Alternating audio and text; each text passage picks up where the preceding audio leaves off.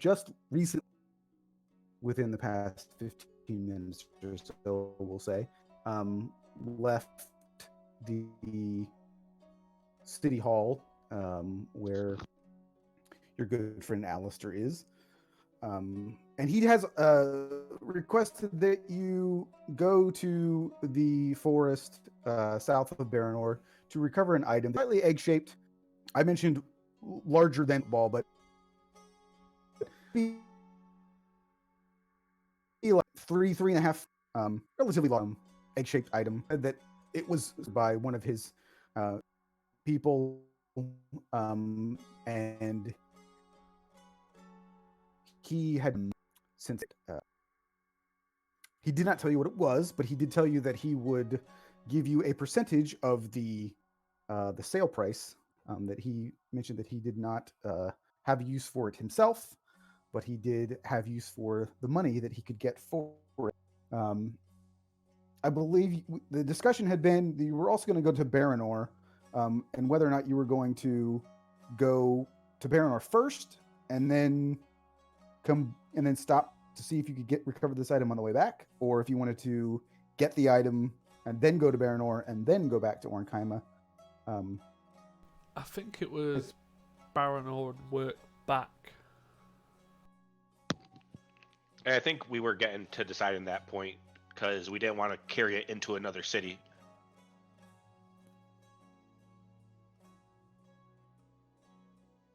And I didn't specifically I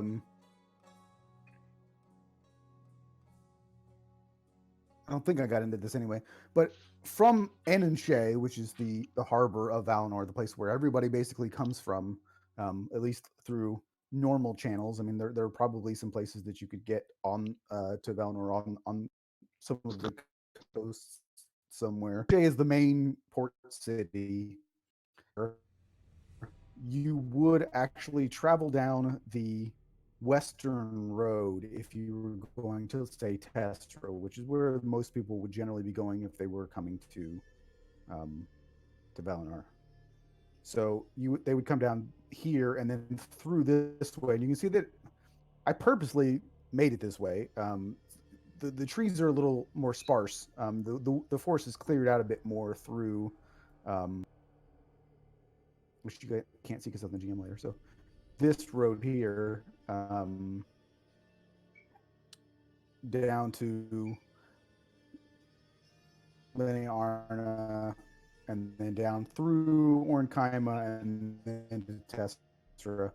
So this going this way is a slightly less used road, and the that has fallen into disrepair after many years, and it's partially because this road is no longer used as much as it once was. Again, the main traffic that would be coming through goes the other way. People from Baranor might go this way, so like from Testra to Baranor, this road might be used a bit more often. But you are going to be taking the road slightly less traveled, and therefore slightly less safe. What could go wrong? Unless you want to go the other way up to Baranor and then down the other road, you could do that if you wanted as well. If you have no intention to go that way first. I mean, I would leave it up probably to Lena, since she's the one from up around that way, and I wouldn't know much about it. Yeah, the road through Linearna, and that's the way that you would have come, Anto. Yeah, Lena would recommend going the easier route since we'll be going down the harder route coming back. Fair enough. Well, Son is putting up his hood. So, as you're exiting Ornkaima, everybody do a perception check. Ooh, wow. Wow. Great way to start. Yeah, so you just wasted it on something that I was probably going to tell you anyway. So I'm glad I got those rolls out of the way. But so it's you don't notice it at first, although Anto, you probably notice it before everybody else, and then Soren slightly after, and then Lena a little bit after that. But you kind of notice that the ground is vibrating a little bit. It's nothing like startling at first, but it kind of catches your attention. And then as you're sort of like exiting out onto the road, it gets stronger and stronger. And so you look off to the west, and you can actually see there are people, like sort of like just not. They don't appear to be like running at full speed, but they appear to be moving quite quickly. And they appear to be going, sort of you can see them, and then they appear to be going down into the towards the woods, to the forest. And as you see this first few, you see more and more, and the ground starts to get even. I mean, it's just you would recognize at this point, that the reason that the ground is rumbling is because there are literally hundreds of people that are now like moving quite quickly to the south, and you can see fairly large. I mean, because you're far enough away at this point where you don't really see a whole lot of detail about these people. You can recognize that there are people moving, and you can even notice that there are very large people. Based on the size of them, you would imagine that there may even be giants amongst these groups of people that are moving to the south.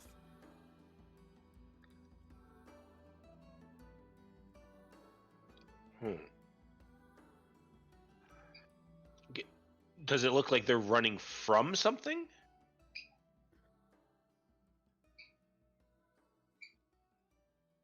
Lena, what is your background? Lena Are you a is. soldier? Yeah. Okay, so then you roll an intelligence check with advantage. Because of your soldier background, you would assume that this is an army in retreat. Yeah. And she'll mention that to the others. You're not close enough again to really see details about the people. You can just see a mass of people. Any idea what they would be running from? What colors would they be wearing? Like the Empire colors or something else? Or is there any flags that we can see? You do not see any flags on these particular people, and most of them appear to be wearing rather dark colors. You don't see any like shiny metal armor or anything like that like the Empire would be prone to wear. And the browns and greens that these people appear to be wearing. Again, you guys are not super close to them. And then she would say, well, it's not Empire soldiers, so maybe rebels? It's also possible that the barbarian tribes who are in the northwest have fled from the army.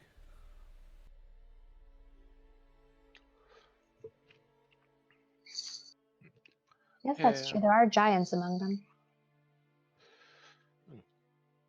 Is this anything that we should put ourselves in front of, or continue about our business?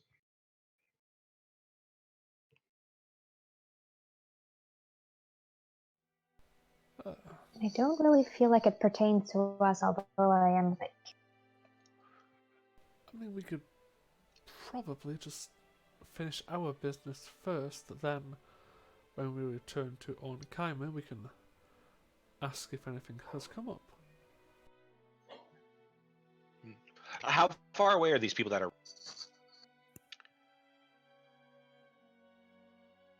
Probably 1,000 yards or so, maybe more than that. I'm not exactly sure how far you all could see. So, Okay. I mean, I would say that it's the majority, the larger group of the people are towards the edge of your vision at this point. And it's only some that were sort of a little bit closer that you kind of got the idea of like what they might be wearing and that type of thing. But nobody's super close at this point. They're definitely not moving towards Ornkaima. If we want to take a little bit of time, perhaps we can go ask, or we just head to the north.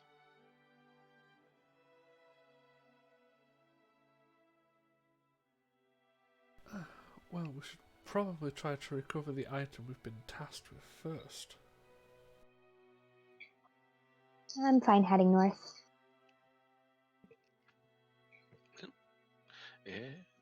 I suppose you know the best way. And he'll like nod towards Lena. After you. I will lead us up the nice road and tell Anto this is probably the route that you took coming down, I'm assuming. Looks rather familiar, yeah. It was a very well traveled road, so yes. Yeah, a lot of people don't take the other one. Is there a reason for this, or is this just the main one? Just the main one. I'm not entirely sure if there was a specific reason why one ended up being used more than the other, but that's just the way it is. I guess Linnae Arna is just more of a popular spot than Vanima. Vanima's kind of in a swamp, so it's not a particularly exciting place to go. The other road, because it's less traveled, is also now even more less traveled because you do end up with some bandits.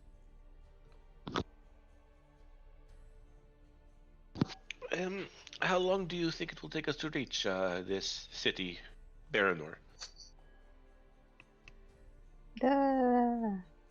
Lena is sure. Tara is not.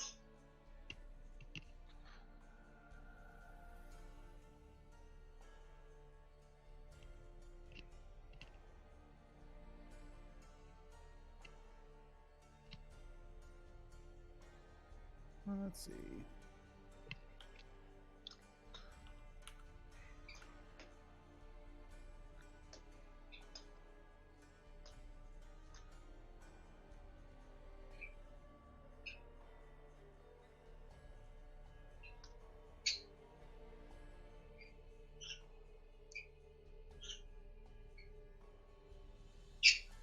Trying to find where I put the thing that says how long things take. So about 450 miles?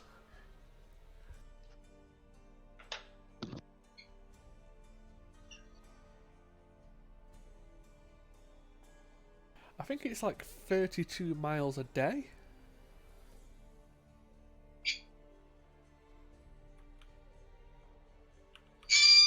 Well, it all depends on how long and how fast you're moving. So if you're just going at a normal pace, regular walking pace, for 8 hours, you would get about 20 miles a day. It's 2.5 hours or 2.5 miles per hour if you're just walking normally.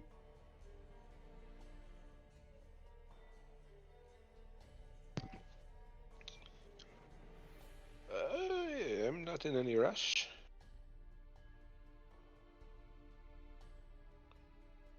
Yeah, it's just taken us about a month to get there.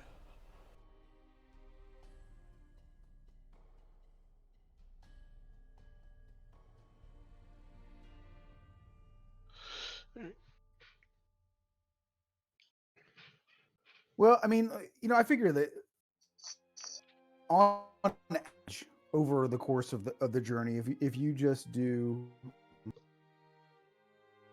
30 miles, so that's that could be just walking maybe An extra couple hours. An extra couple hours a day. It would take you about 15 to walk 450 miles. I'm good with that. Mm-hmm. Yeah, that's fair.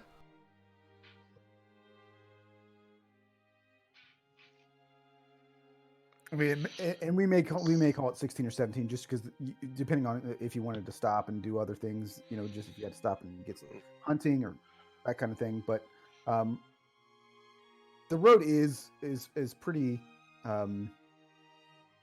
well traveled. You do come across the usual sort of merchant caravans and that type of thing. Can You see I ask some of them if they know anything about a large group traveling from the northwest to the southeast? the people that you would come across would be coming from the northeast, Okay. so they wouldn't know anything about anything that was happening Okay. because you're basically going the other opposite direction. But they hadn't heard anything yet. But they were interested that you had, seen something, heard something. You probably don't stop there, but in the distance you could see Lenny Arna, which is again a tourist place on the lake there. Outside of Tessera, it is the wealthiest city. So you can see the reason that you see it from a distance, even from the main road, is that it has very tall buildings, all done in beautiful elven architecture. But unless you want to, you don't have any particular reason to stop there, unless you wanted to stock up on supplies, which would probably not be a good. It's like going to a sporting event or to Disney World or something and getting food or a drink. So it's like, oh, I would like to buy a soda for $5 or whatever, because everything there would be significantly more expensive. Yeah, fuck that.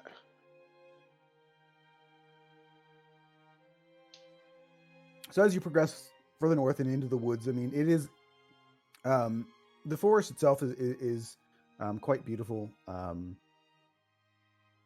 Very old, very tall, very old trees. So it's nice and cool through the forest. There's a nice breeze, and you get that earthy smell, and it's quite enjoyable. There's not a whole lot of activity, nothing that you need to roll for. No one's going to attack you or anything like that.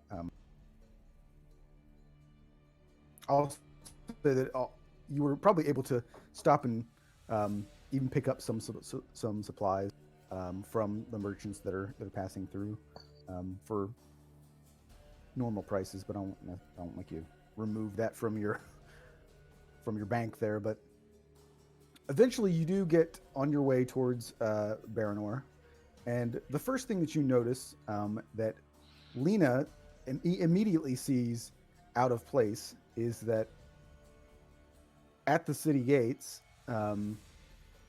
you do see a heavily armored group of people flying the Imperial flag. And they don't appear to be just standing around. Like they appear to be essentially guarding the city. I don't recommend we go further, especially unless. Ooh. Can she see any if there's any more dune amongst them? Well, you'd have to get closer. I mean, you could, I can't.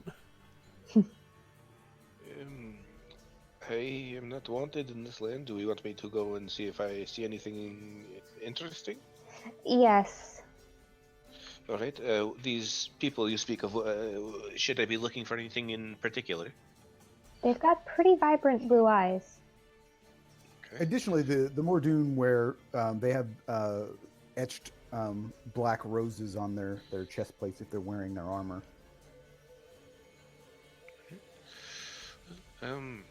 Perhaps you two go a bit off the road. I will be back in a few minutes, hopefully. And he will just start walking on up towards the city. trying to kind of like make himself be seen as he gets closer to them when he's like in shouting range, and just put his hands up and try to wave someone down.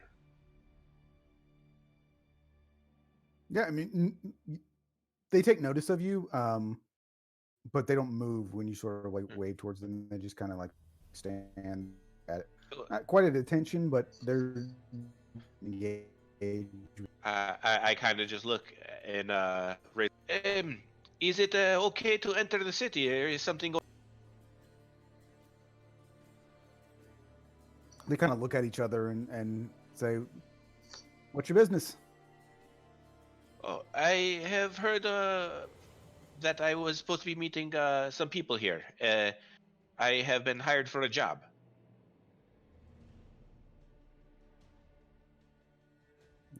Again, they kind of look back and forth at each other.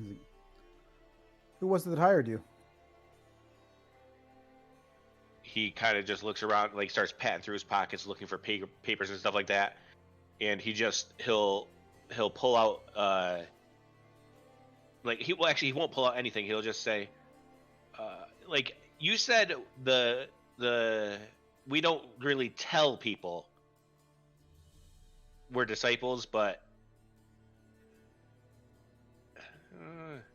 he's gonna just look and say, I was told not to speak of who hired me, but I can tell you I work with a group called Disciples.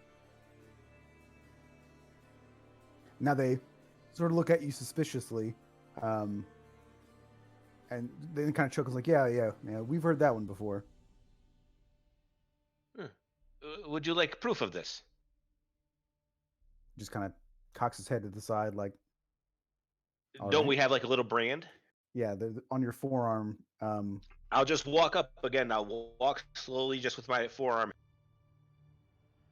and just say, I do not wish to cause any trouble. I am very new to this land. I just am trying to get cut in touch with someone in the city.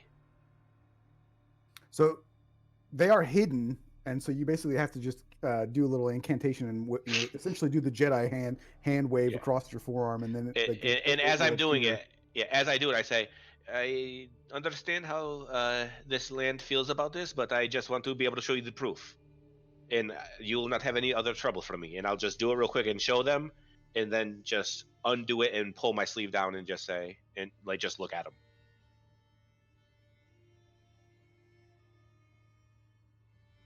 They kind of like sigh at each other, and they just nod like to the direction of the door, basically saying that you can go in. I thank you very much. Is this the main entrance to the city? I have never been here before. At this point, it's the only entrance to the city. He gives a nod down, and he like, is it like, do I have to walk through them to get there? Yes, they would be flanking the sides of the door and the road. All right, I'll just say, well, I just ran up here to ask. I'm going to go back and get a couple of my bags, and I will be right back. They just kind of roll their eyes. Yeah. And I'm just gonna head back, maybe a couple 100 feet, and like just bend down and start going through, like put my backpack down, start going through it, and I'm gonna go ahead and cast sending to Lena, and just say, these men do not seem to want anyone into the city. I had to disclose who I work for, the Disciples, and I do not know how easy it will be for you to enter. And Lena will relay that to Soren as well. Can we see any buildings above the wall? There may be one or two. The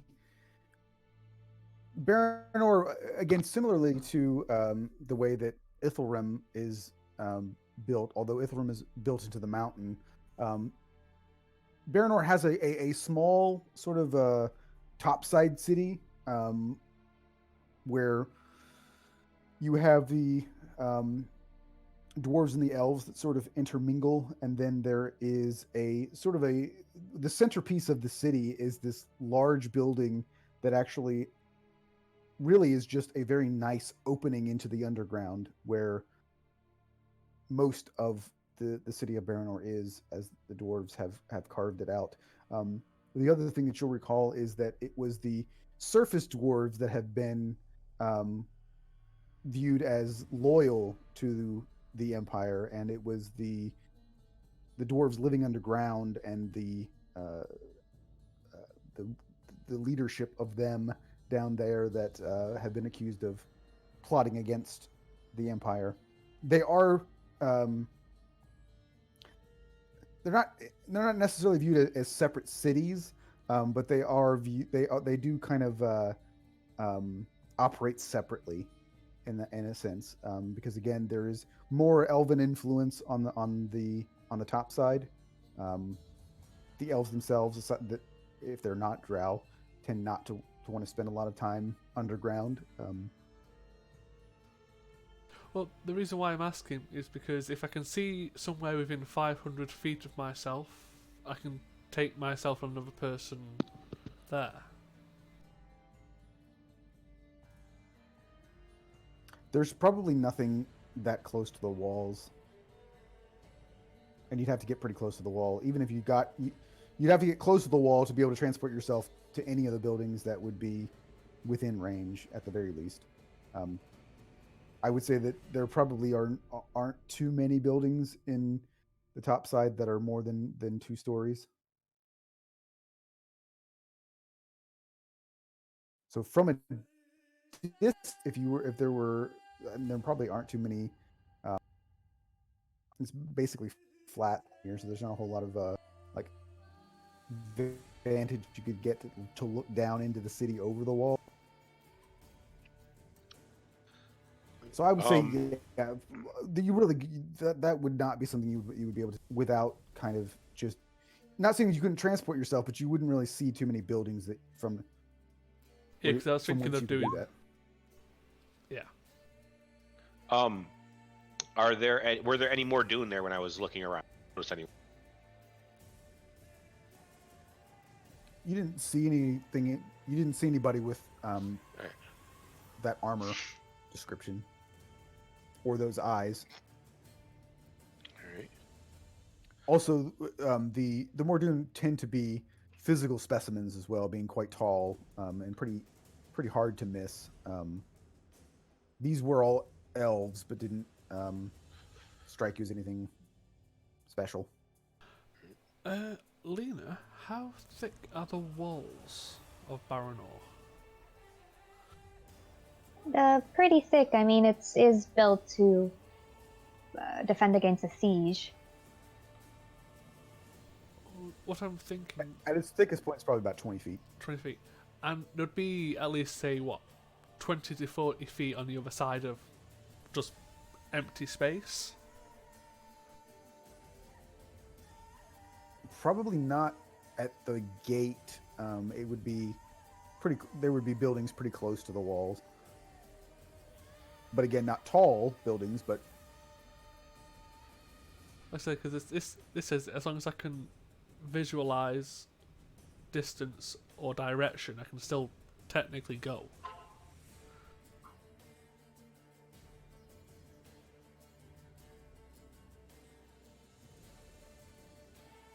So if there was a specific area along the walls or on the top side of Baranor within 500 feet that Lena could describe to me in detail, I could attempt to just walk through a door. yeah, I mean, like the obvious.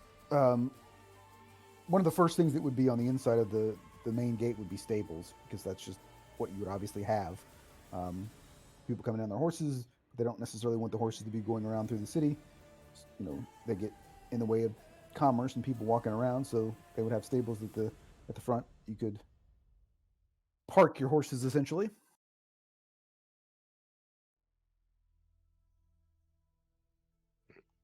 Well, after I said all that in a message, I will kind of pick up my bag, and I'm going to walk off in the direction towards where these two went off the road. Okay. And when I meet up with them, I just say, um, "So, are we still looking to get in?" I wouldn't mind attempting it since I wouldn't mind figuring out what happened to Scarlet, my basically my mother. But obviously it's going to be really dangerous, especially for you, Soren. These people, I did not see any of these blue eyes or with the engraving on their chest pieces. Do they have many other ways to detect if someone is magical? Not that I know of. I can probably get us in then. I seem to have surprised them quite a bit with who I work for. Well, I can certainly disguise myself. I was thinking something along the lines of I bring you two, perhaps bind your hands together, and say that you are requested by the Archon.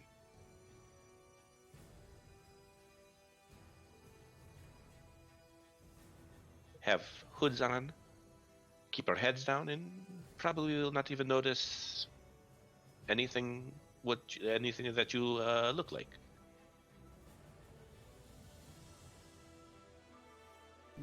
Yes, I would agree, apart from the fact of last time we were bound and the Empire were involved, we ended up in a antimatic prison. Yes. So put the bindings very loosely on your hands. I'm not going to be holding you prisoner. Keep a dagger in your hand for all I care to cut it as soon as you wish, or if you have to.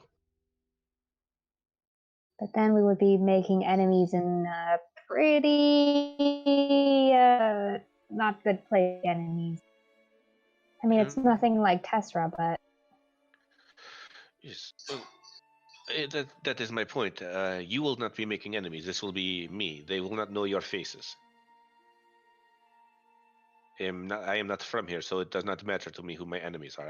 What matters to me is doing my job, and that is to help you to accomplish what you're doing.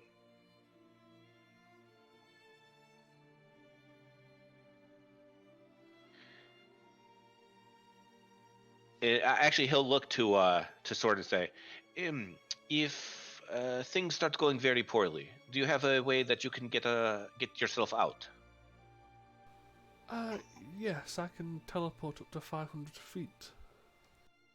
This is something I can also do.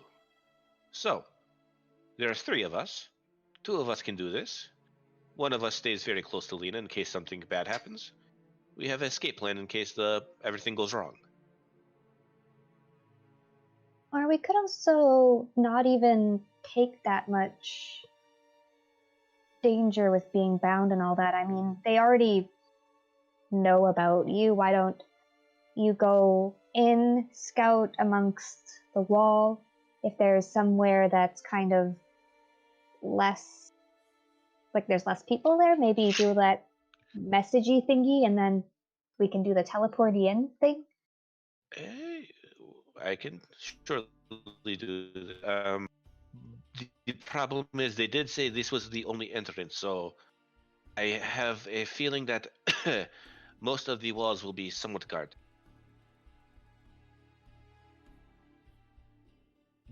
We can take our... Well, we can't really do that. They're expecting me back soon. So, if you wish, I will go in. I can send you a message shortly of where to meet me. Or we can just go with you being my captives, and I bring you in. Whichever way you prefer. Lena glances at Soren. Do you have a preference which way? I mean, you're going to be the one that's in the most trouble if something really goes wrong.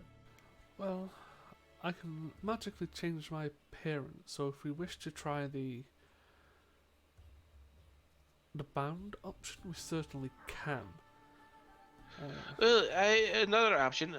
Perhaps you can change your look to be someone like me. Similar clothing and such. and we can have Lena just only her hands loosely bound, so that way, if anything happens, you will still be free to do your spell.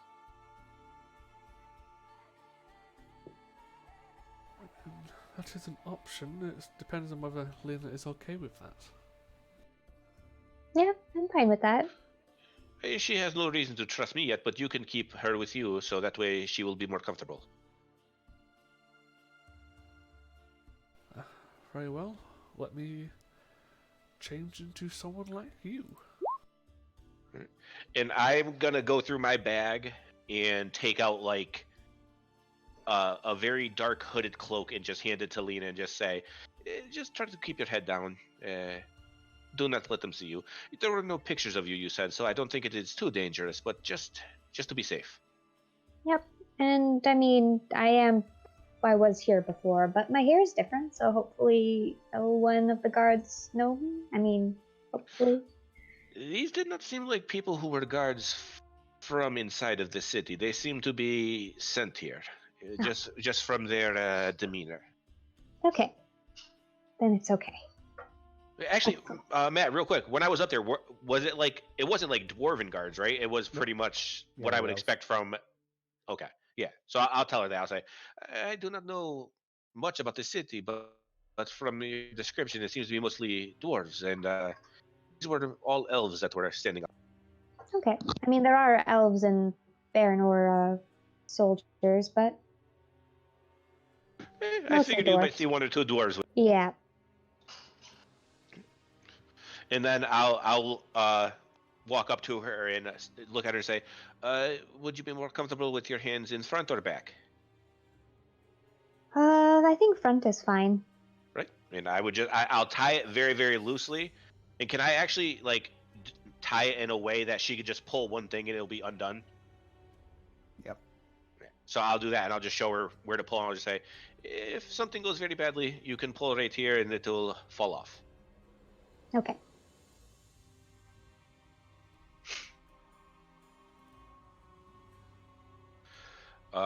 Yeah, and I'll look to Soren and I'll just say, don't think it will come up, but working for the disciples, we are bringing in this woman to the Archon. Very well. Just give him a bit of a nod, and look and just say, right, good luck, and just start walking back up towards them.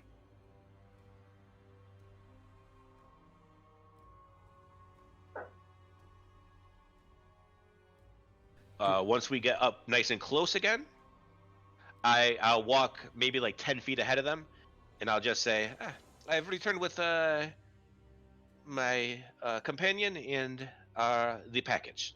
Is it okay if I enter? They kind of look at you and go, you said you were going to get a bag. Who's this? And this, and I'll look to him, and I'll say, this is Sven. He has been traveling with me for a few months now, and this is the delivery for the Archon. She is someone who has been requested far to the north.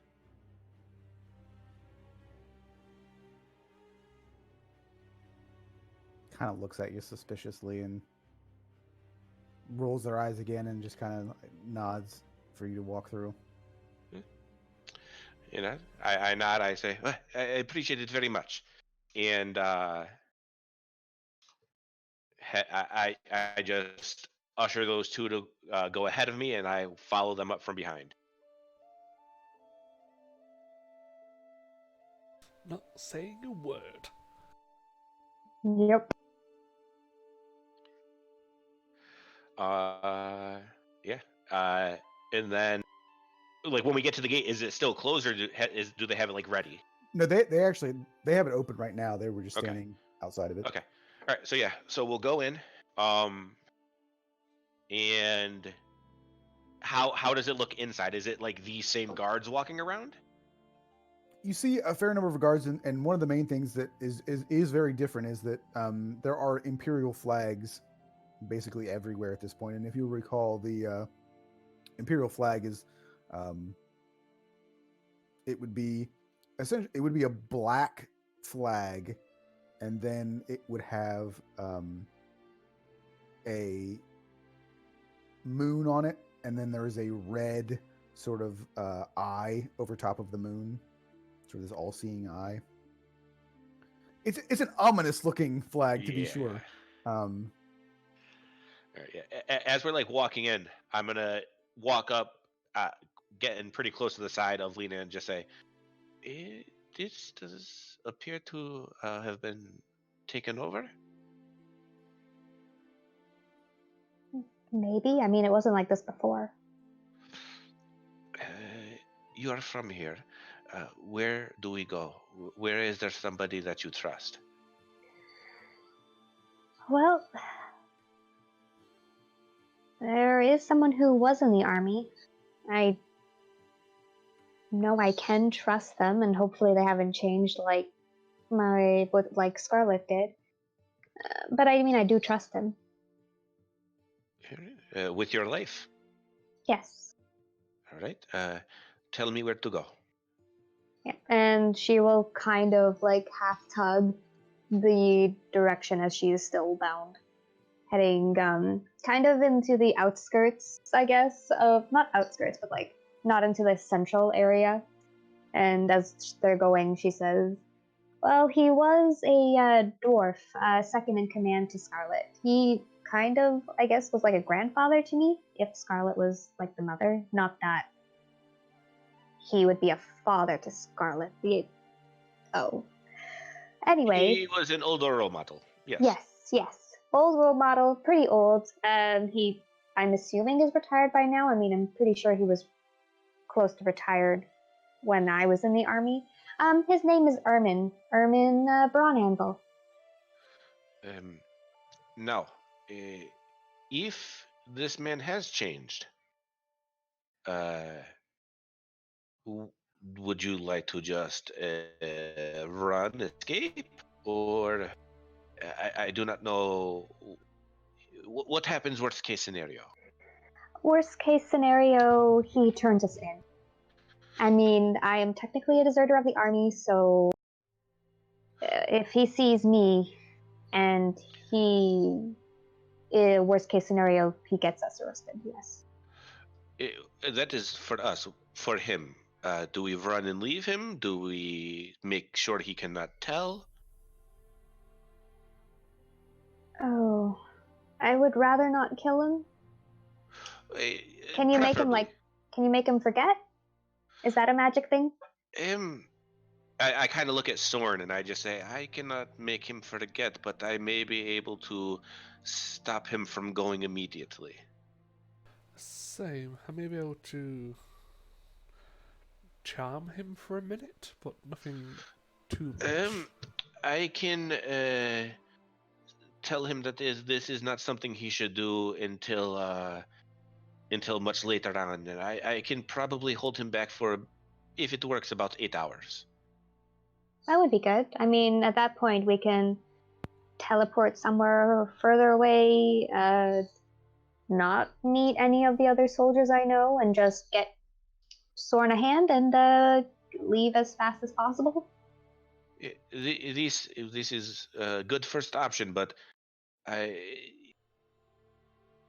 you need to decide if it goes wrong. Do we run or do we try to stop? I say if something goes wrong, we run. He just nods and continues on his way then. And as we're walking, I'm going to look to Soren and say, if things do go wrong, we should have a spot to meet back up with each other. Perhaps we can meet up down south on the road that the less used road where we would enter into the forest. Yes, that seems fine.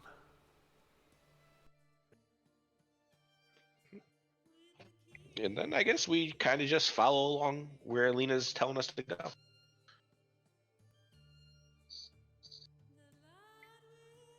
Alrighty. So you get to the home. Believe. Because I don't know. I'm not 100% sure you would know where he lived. You know, I don't know what kind of relationship specifically you would have had. Like a babysitter type, except closer. Like the type that you grow up with.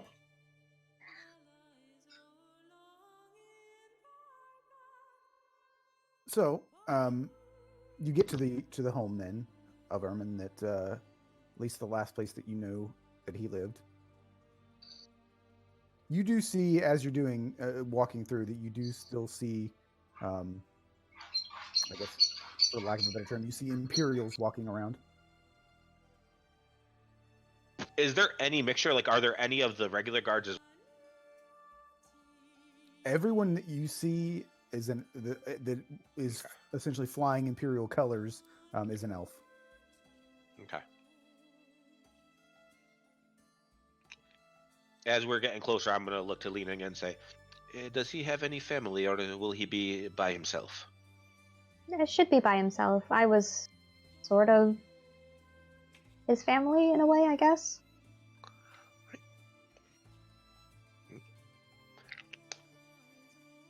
And then as we get closer, I will just look to her and I guess take the. Actually, I'll leave the cloak with her. I'll just take the rope off and stuff and just say, "Well, I'm sure you should be the one to go for it." Yep. Okay. And she keeps the hood on and knocks on the door.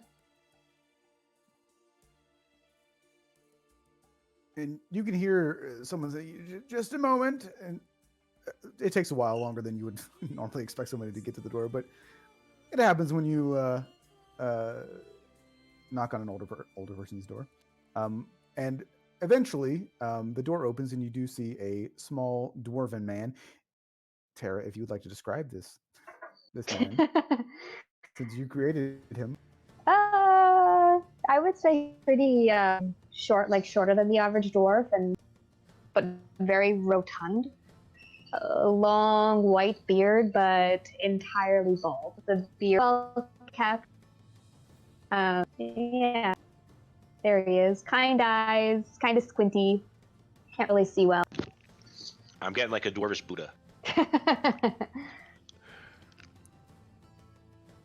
So you can see that he kind of squints. Can I help you?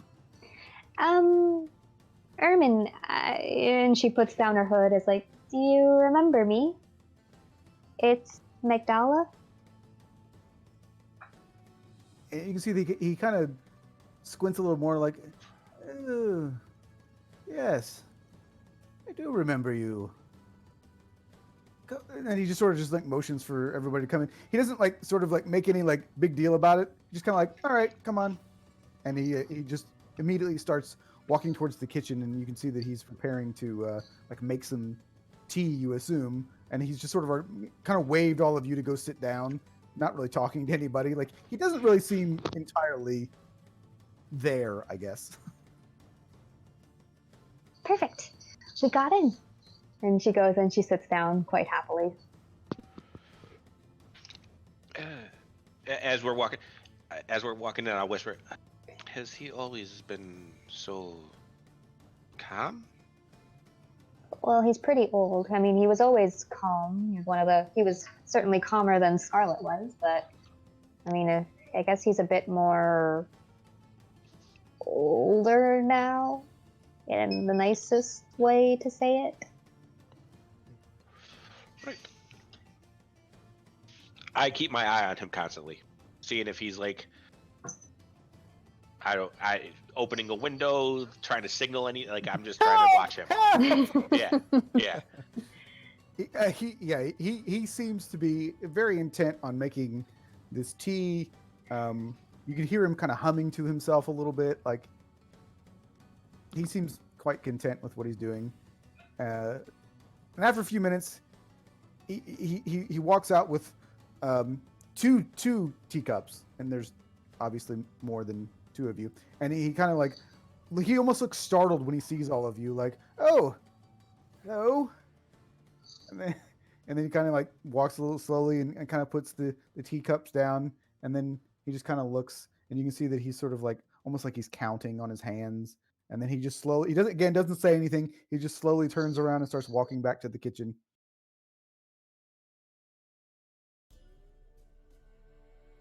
It seems this dwarf is short of a few pillars. Maybe he just can't see well. He wasn't this squinty before. Let's hope.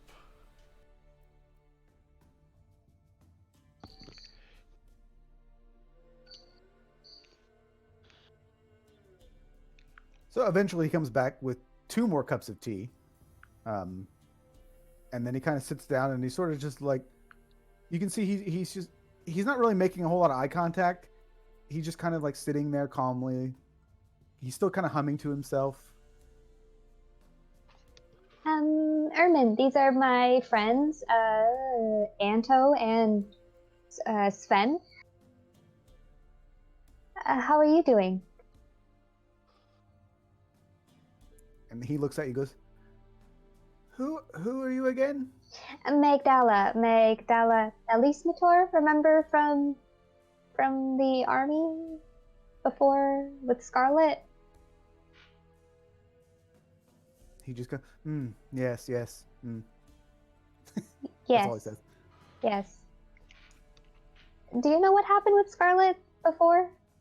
You know, after the thing happened? And you see that he's at this point he's kind of stroking his beard and he's like, I don't know who that is. You were her second in command. Can I do an insight check on this guy? See if he's like playing dumb? Is he playing the old forgetful man? Yes. This is one of my specialties, so hopefully it goes well. Awful. Awful. This is my specialty. I mean, but that's pretty good. I mean, rolling a 1 and get a 10, that's pretty good. Yeah. I mean, he doesn't. He from best you could tell. Since we don't do critical fails, I mean, with the 10, I mean, he doesn't seem all there at this point. He doesn't appear to be faking it. He just genuinely does not. Kind of picking up on it. I'm gonna just look at him and say, "So, what did a man like you do in the city for work?"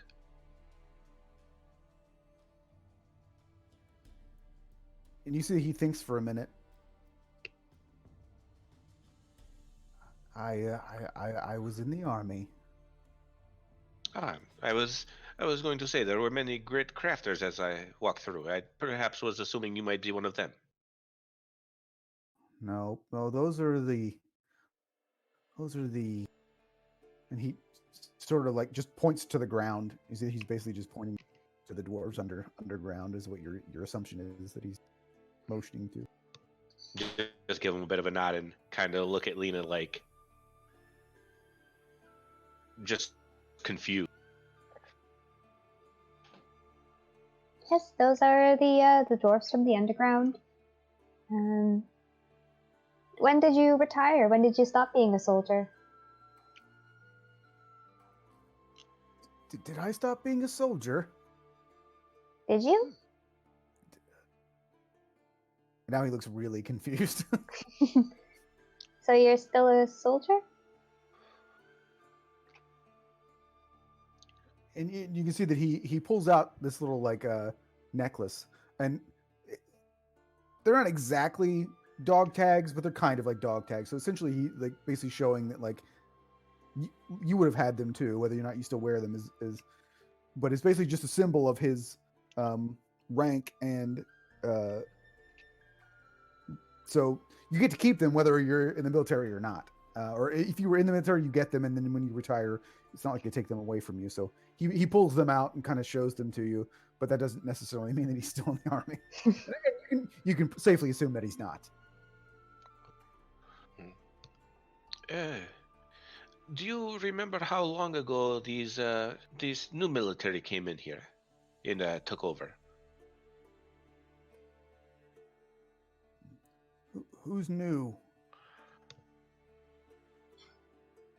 Because I mean, because it's still. I mean, Lena was part of the Imperial Army. I mean, like they're not entirely separate. I mean, so that's the confusing thing to him is that he was part of the Imperial Army as well. It's just Oh, that, okay. yeah.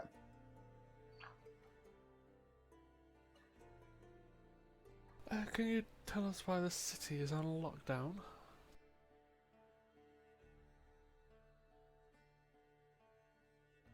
And then he just points at the ground again. Traitors.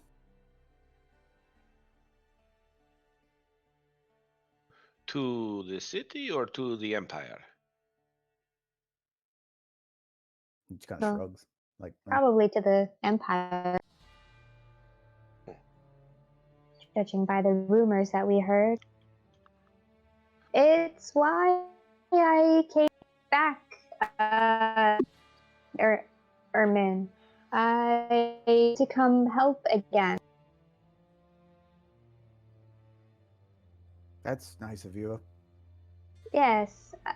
So, do you know where Scarlet is? I mean, you must know her. She's red hair, elf, eye patch. She's not here. Why did she leave?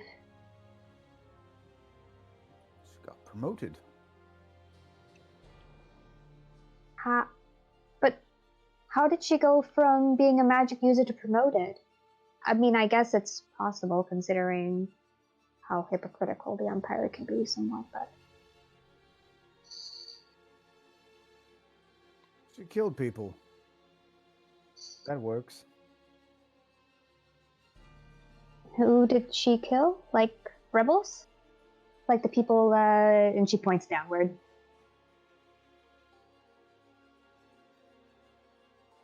Mostly, she just killed the people that wanted to kill her and showed that she was ruthless, which they seem to like.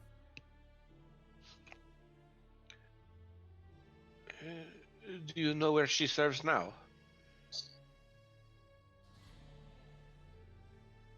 And he strokes his beard a little bit more. He's like, the place they all go. And then he makes his grand gesture, but you can tell that he's being sarcastic. He goes, the big city. Tessera.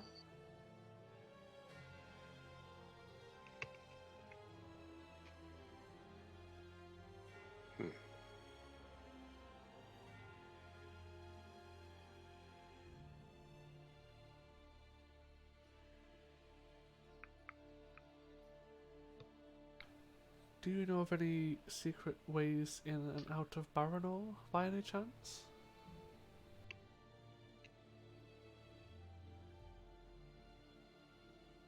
And he kind of looks at you and squints a bit more. He's like, why?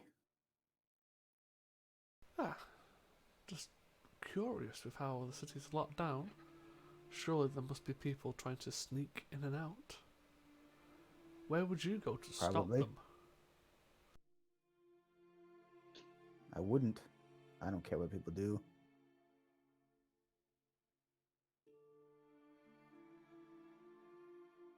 I can go stop them for you.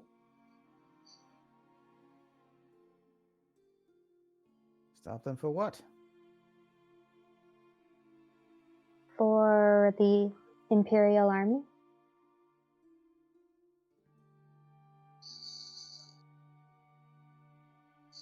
I don't care about them. They don't care about me.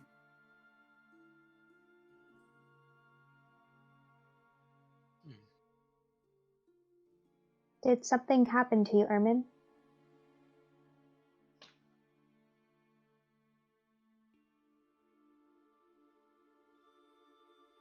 And you can see at this one he looks kind of sad. He's just like, I got old. I guess you weren't. I think we were going to say the same thing, Anto. I guess you're just not useful anymore to them. So they say. Well, forgive me if I disagree with them. I think someone who has worked for was was in the line of work as you were for as long as you were, that knowledge is something that cannot be measured. He just kind of gives a little stern look on his face and he nods at you like, yeah.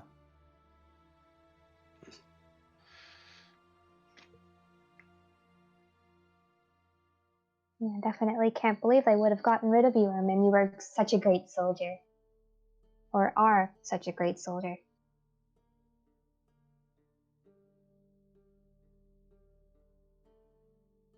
And you look at this point and he has fallen asleep. Insight check on sleep.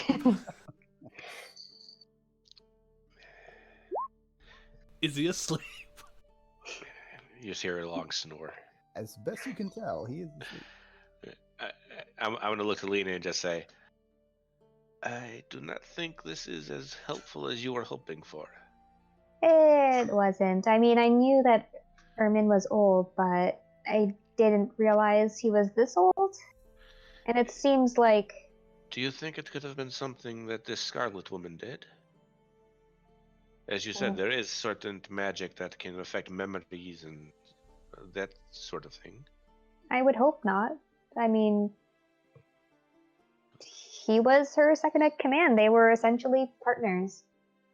Yes. I mean, I guess this is something I would have to ask Scarlet herself. Not that hard to believe that she would kill her takers. I mean, I'm assuming she would have tried to escape, but for them to promote her for doing that, that's a bit... Oh. Well, at least now if we wish to escape the Empire's ire, we just need to kill enough of them. And also, perhaps promotion is the word he uses. She may have been forced to go somewhere as well. I don't know, she seemed to enjoy her position in the, when we saw the vision of her being High Inquisitor. She did shoot a guy in the face. For failing, is basically what she did. Yeah. Huh. Well, I do not know how much more information we will be able to get from him, but we do have another task in this city, I believe, and at least you perhaps now know where you can find this woman. Yes, well, I mean, I knew that before. I just really wanted to know what happened without going to Tessera.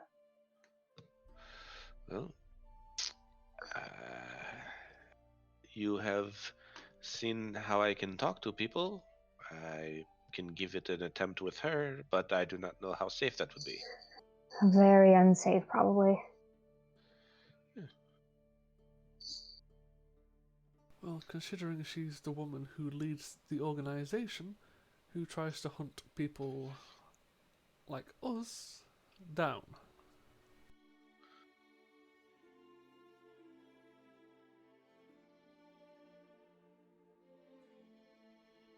Anyway, I will figure out what to do with the knowledge I have gained later.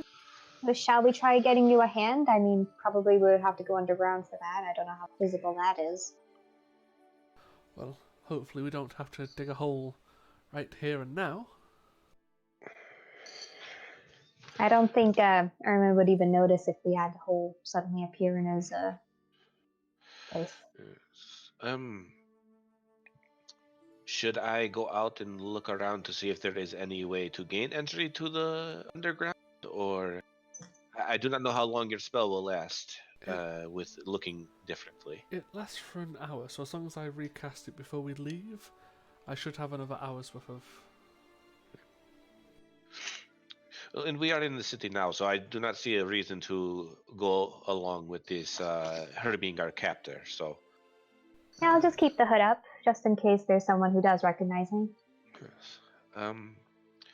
Well, Lena, do you know where the entrances used to be? Yes. Well, I guess we can go scout them out, and I'm sure we will be able to find a way underneath.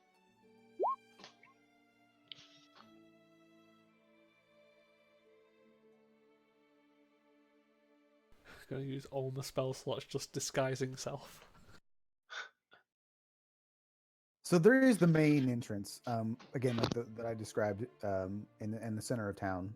Um, so that's probably the easiest place to go look for first. There would be other um, entrances and exits, but it would be stuff that wouldn't necessarily be um, used on a regular basis. I mean, it would be stuff that people had created themselves. So they would be like in cellars in people's houses or things like that. So nothing obvious.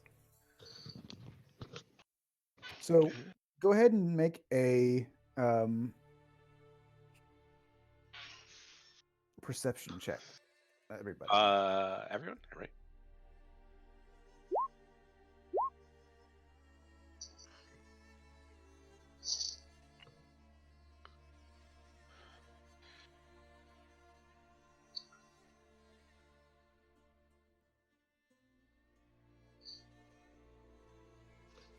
So as you get approach, you do see that there do appear to be a few armored Imperials sort of gathered around the entrance to the underground.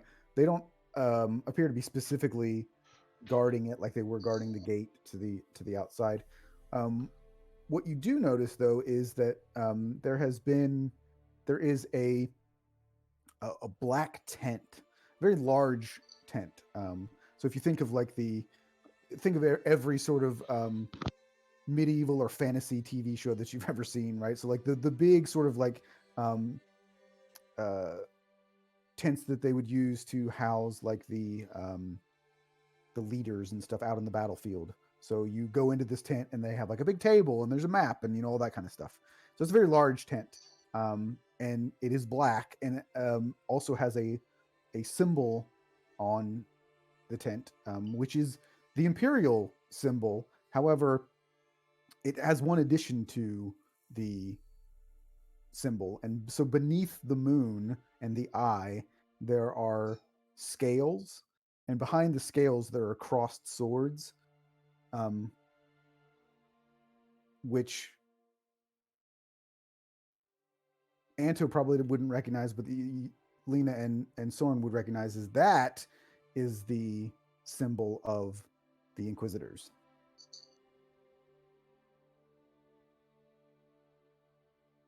Well, it doesn't look like this is going to be a fun entrance, does it? Not at all. Then Reno will quickly turn to Anto and be like, "That's the Inquisitor symbol. Hopefully, there's no more Dune around." Perhaps the woman you're looking for is closer than you thought. I hope not. And I'll say Soren and Lena, you would recognize that as you guys are sort of like getting closer and you're looking, and I'm assuming you guys are kind of like not necessarily specifically hiding, but kind of like off to the side, leaning against a wall or whatever it may be, so that you're not like just standing out in the middle of the street looking at this.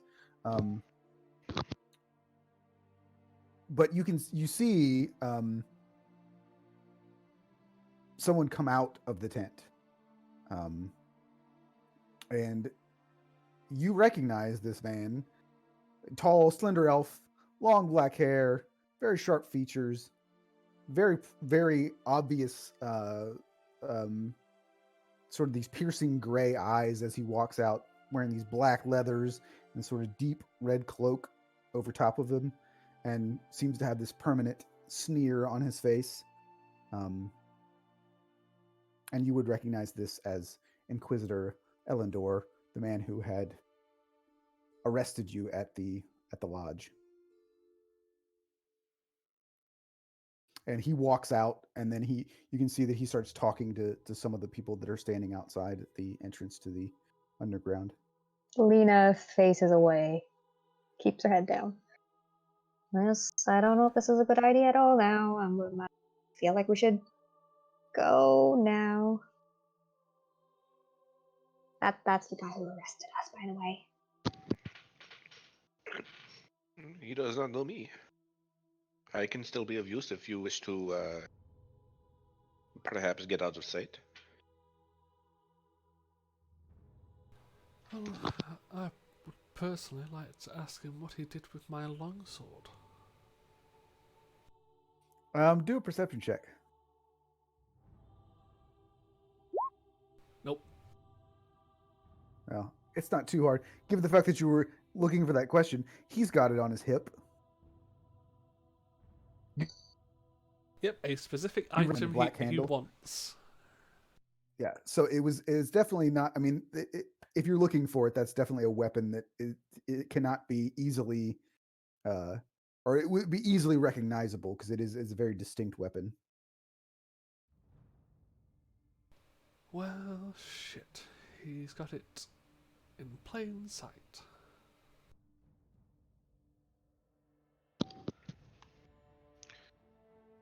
No one took that dagger from Alistair, did they? No, I kept trying to tell you guys to take it. Yeah.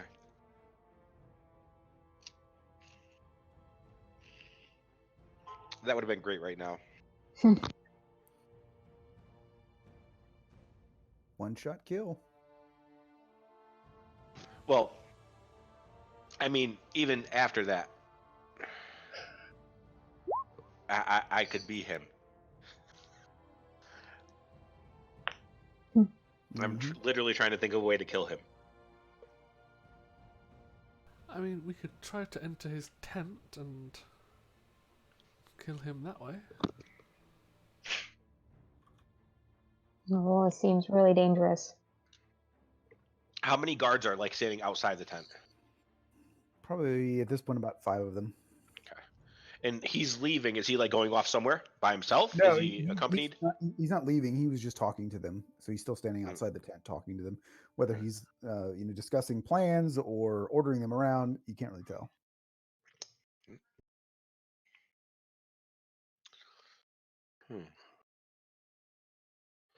Well, I see two options. One, we can leave, we continue on with our job, or we go look for one of these other ways in that you were talking of.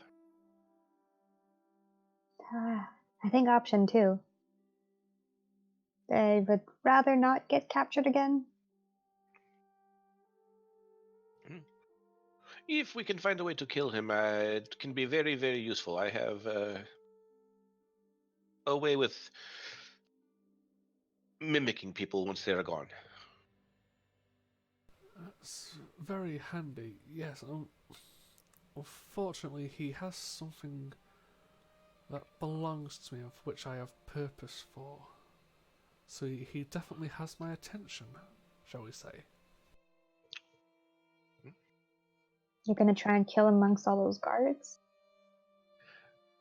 I think that would probably be one of the dumbest things we could attempt to do.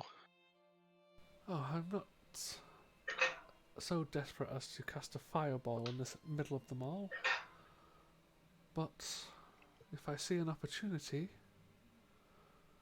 I will be very tempted.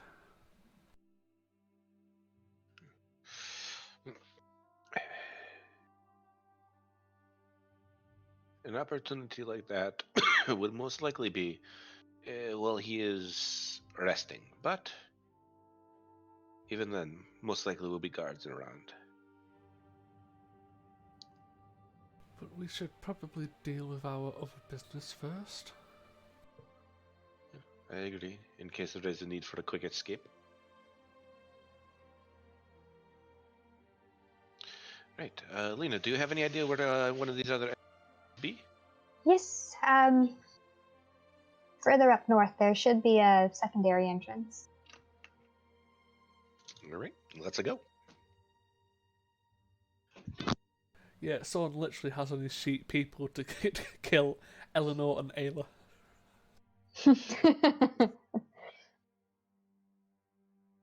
Soren has his death note.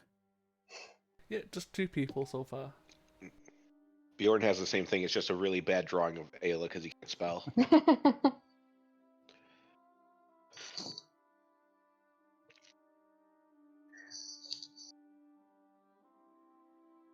She just draws her hat.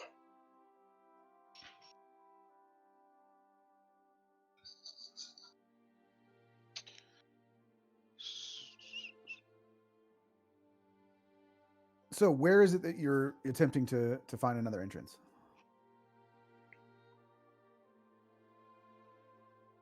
I just made one up that there is one in kind of the more north end of the city.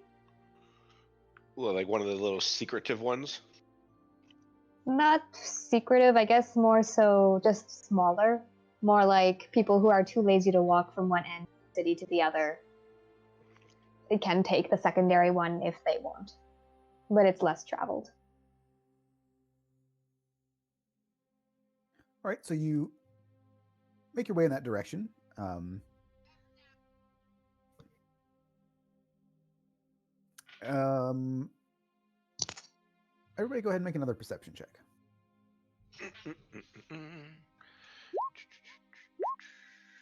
Man, you guys are killing it on perception. Are you all that wise, really? Not at all. I've got a massive +2. I have a +6. Lena's +0. It's impressive. Someone's following you.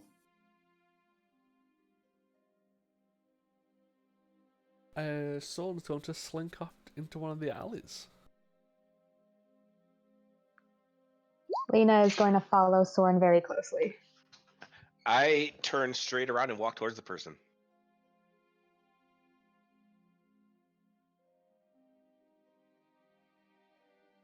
And like, do they move away from me or anything?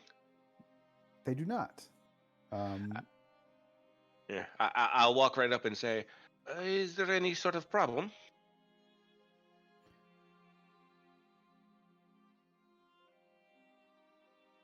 All right, so I'll continue on with the perception. So make a dexterity saving throw real quick. Nice. So this guy attempts to stab you in the gut. But you, with your high perception, you recognize that was a possibility when you went up to see him. So as he does it, you immediately sort of like turn to the side and grab a hold of his wrist. So now you have a hold of his wrist with the blade, and he kind of looks at you, well, a little bit like, "Oh crap." All right. Just in the initial seeing him, any markings, any clothing, like is he a guard or is he like some peasant? Is he He appears to be an elf, but he is not wearing any signifying clothing. And you would recognize that's a thing you would do. Obviously, as an assassin, you're not going to stand out. So he looks very plain, and you would not notice him if you hadn't noticed him, right? is this making like a big ruckus in the street?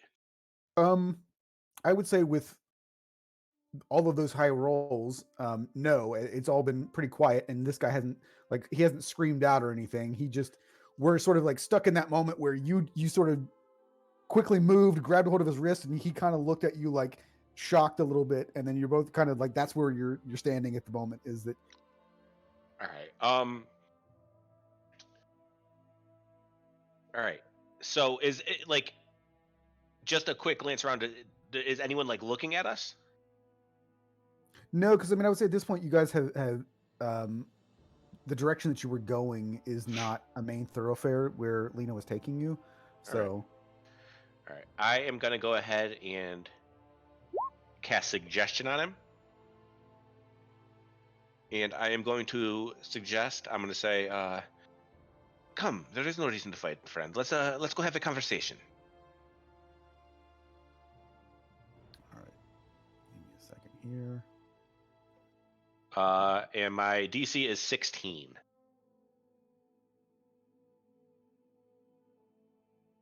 Oh, roll 20. Why do you have to be so bad?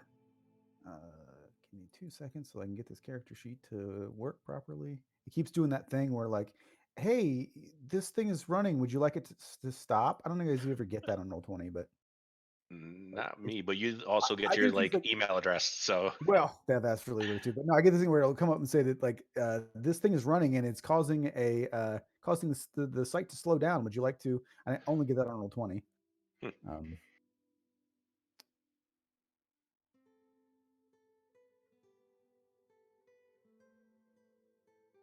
I do actually have an add-on running for Roll20 though.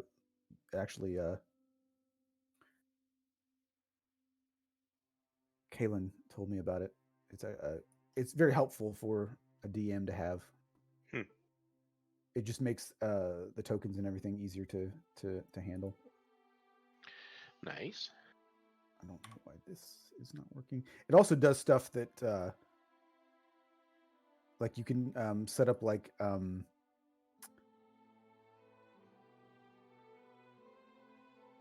animated backgrounds and stuff. Oh, nice. But the problem is that it's really cool, but everybody has to have it. Gotcha. see So it's it. not like you could do it and have the whole party. It's Right. everyone has to. So I could do it, and then if everybody has the add-on, then you could also see it. You wouldn't have to add it yourself, but if not everybody has the add-on, it doesn't work. And I wouldn't recommend it for players because it tends to just make things bad. Huh. And I can't get this stupid sheet to pull correctly, of course. Try this. Oh wait, let me go here. I thought it was gonna. I was like, oh man, I'm so smart. So I went and got the. So I bought the monster manual for Roll20, so I wouldn't have to import monsters. I just like have them all Mhm. by default. And of course, 9 times out of 10, it doesn't even work. You can't pull up the character sheet. I always, when I was DMing, I just made my own character sheets because I hate the ones that you just pull out. Because they're a pain in the ass. But Yeah. I, in theory, I'm like, oh, it'll save me time, and then here we are, not saving time. It not only takes more time, but then you get pissed off that you had to spend money on it. I know. I don't even want that because it was like that's the thing too is like it's more expensive to buy it digitally than it would be just. And I own the book too, but Mm.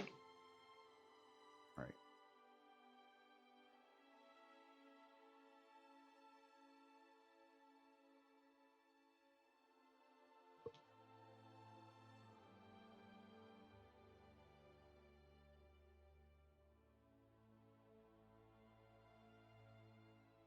Oh my god, I hate Roll20 so much.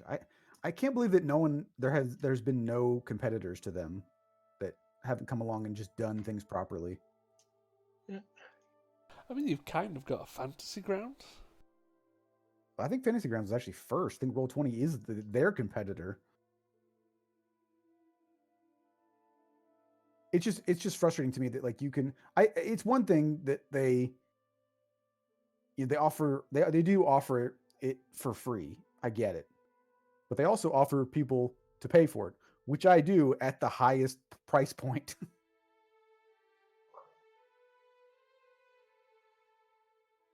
And I feel like I'm not getting my money's worth most of the time. So what is it? A wisdom 16. save? Yep.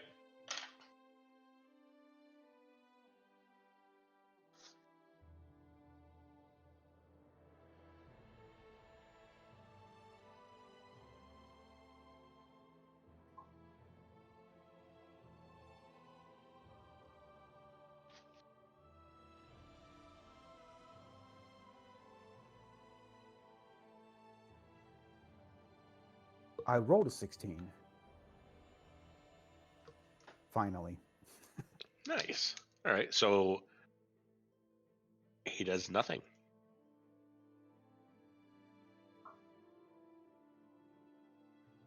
Hmm.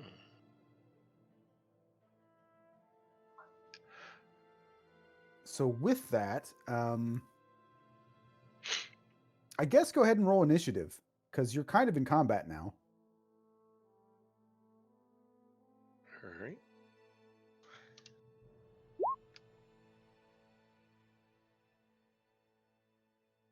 Let's see if this works.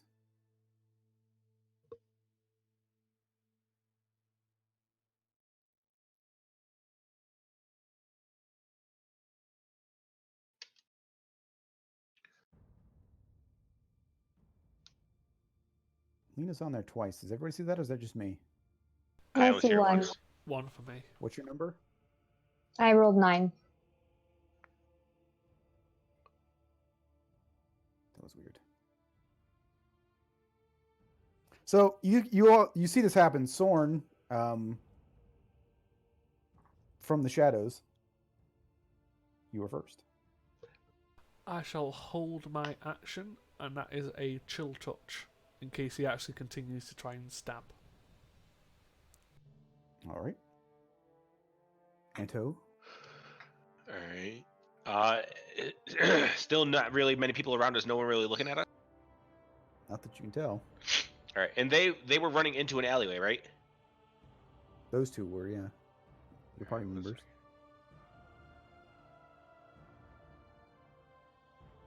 Okay.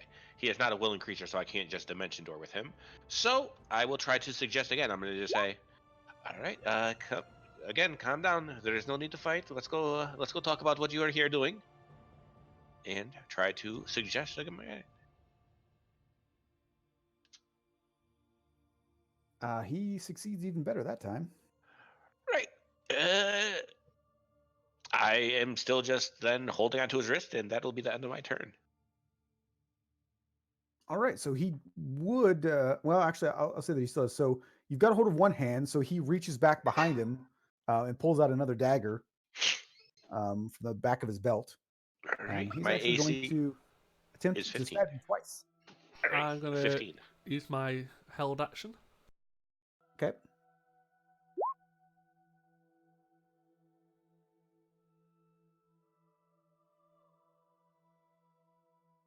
That's a nice damage roll. Yep, it definitely hits him, and he takes that damage. And you can see that he sort of winces from that, but can then, I mean, it doesn't stop him from attacking. So then he attempts to stab you twice with his other hand.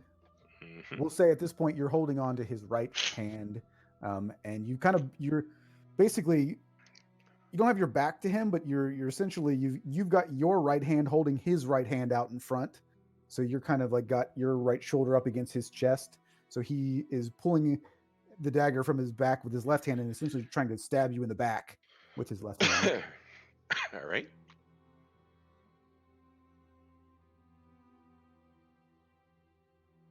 What's your AC? 15. All right, he hits you twice. Well, Not a well, lot. well, well. On the first one, I'm very happy about this. I am going to move 30 feet away. And I want to move 30 feet in the direction, like, I want to kind of be on both sides of him. So, like, I guess if they're behind me, I want to go behind him. So he's, like, in the middle of our group.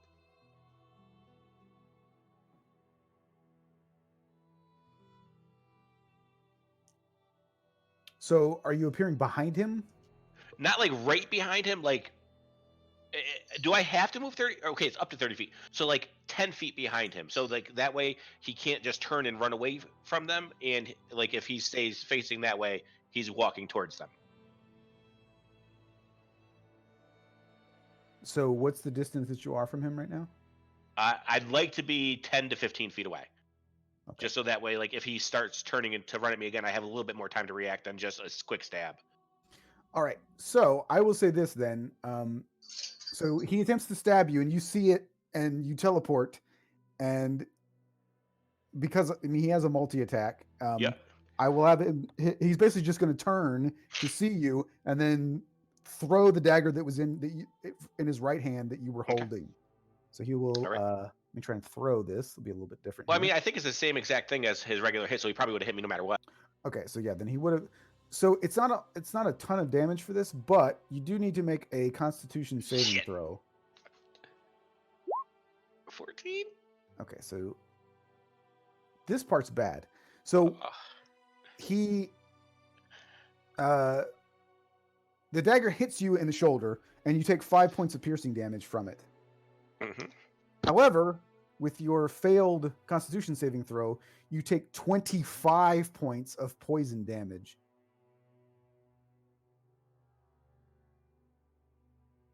Yeah, that's fun.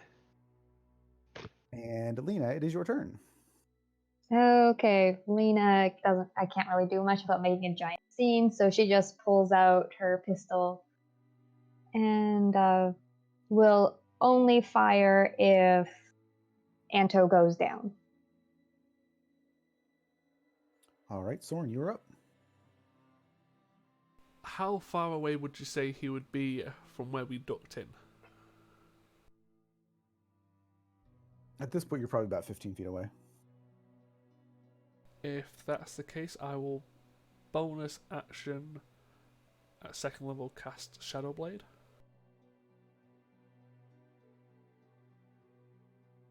And I will move up and attempt to stab him with the smoky end.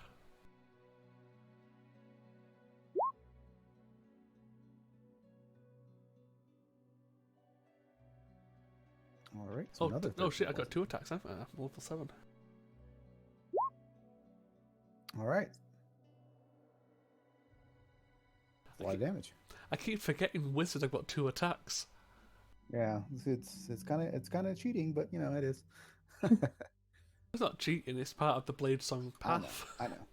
But yeah, that's me. All right, so you stab him a couple times, and he definitely feels it. Anto, it is your turn. All right. Oh my god, I really want to find out who the fuck this guy is. I am going for the same suggestion. I'm gonna just say, before you end up dying, I really do think you should perhaps just consider talking to us.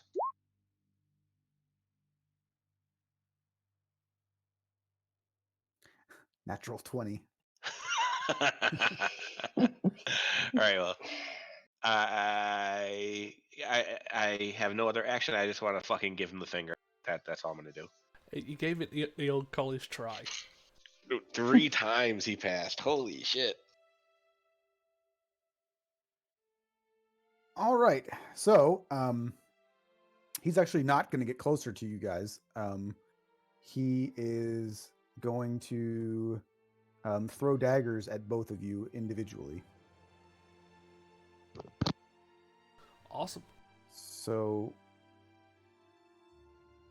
what are your ACs by default? I know Soren can make his higher, but Minus 15. 16 by default. okay. So it's a 17 on Anto. It's a 19 on Soren. I think you can block that though, right? I could, but I won't. Okay. So then, so just from the daggers, we'll do the con saves in a second. So, Anto, you take 5 points of piercing damage. Yep. And Soren, you take 4. And then do Constitution saving throws. Oh, please be enough. Otherwise, I'm fucking done. 17 is enough. 13 is not. So you take 24 points of poison damage, Soren. Well, shit. Do I take half of mine, or do I take nothing? Let's see. Honestly, taking the damage on a failed save or half as much on a successful save. So you take 10 points of poison damage. Oh, I would have actually still been up. I would have had 2 HP.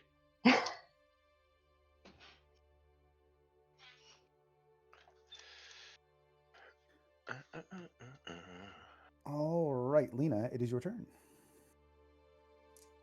Oh, You have a sword, don't you? You could run up and stab him. yes. She is going to do just that. Fancy steps. And she can attack twice.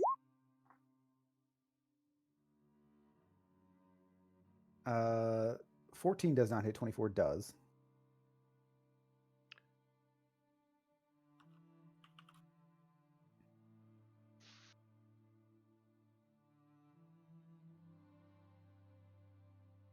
Oh, wait a minute.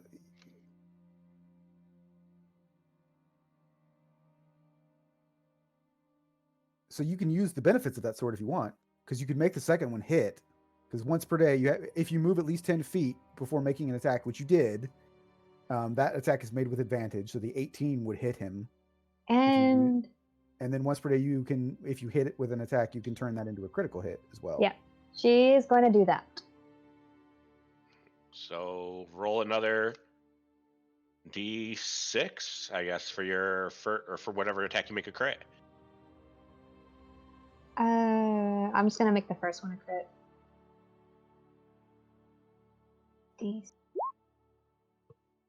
So 16 and 30, so 29. Damn. Even without a gun, you fucking destroy people. And I was gonna get on that crit table, but 29 kills him anyway. So Drag Well- his ass into the Dead. alley. And yeah, Anto kind of just like stands up, like holding his arm where the shit kept hitting him, and he's gonna immediately scan around and see if anyone took notice. Do a perception check.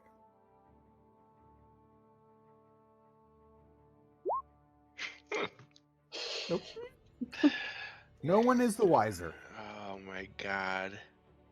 All right, yeah, he is going to limp very slowly into the alleyway himself. We shouldn't stay like this. We really need to move just in case someone saw us. Give me a moment, Soren. Will you please look through and see if you could find any identification? Yes, I was about to do that after I dragged him into the alley. I can help you search. And I'm gonna go ahead and cast on myself at level 3 Cure Wounds, so I get 19.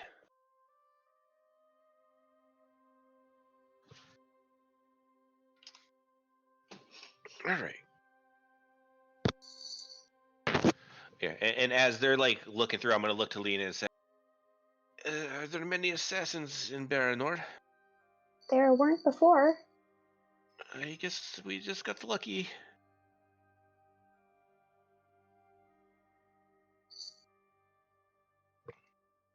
And whichever one of you is gonna roll, I have. I will give you a D. I think it's a D8 right now. Fair enough, I'll spend a d8. Let me make sure real quick. Bard. Well, it's a 19 because I rolled a 1 on the dice. Yeah, true.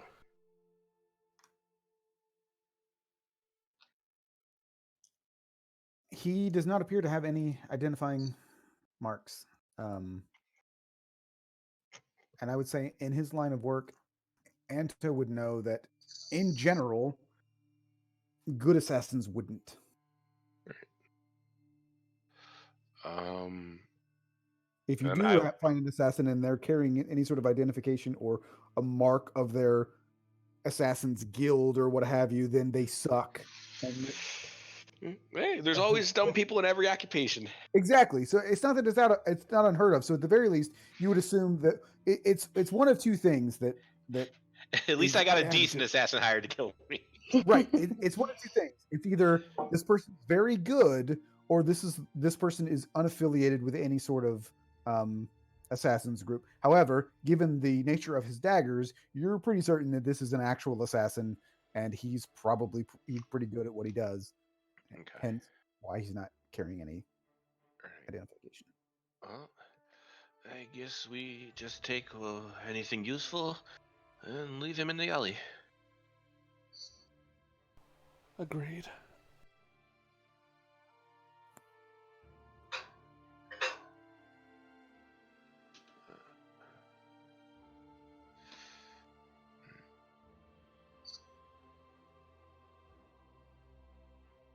So you make your way closer to this entrance, and you can see that it's kind of at the end of an alleyway, and you actually do see a number of people standing around this entrance.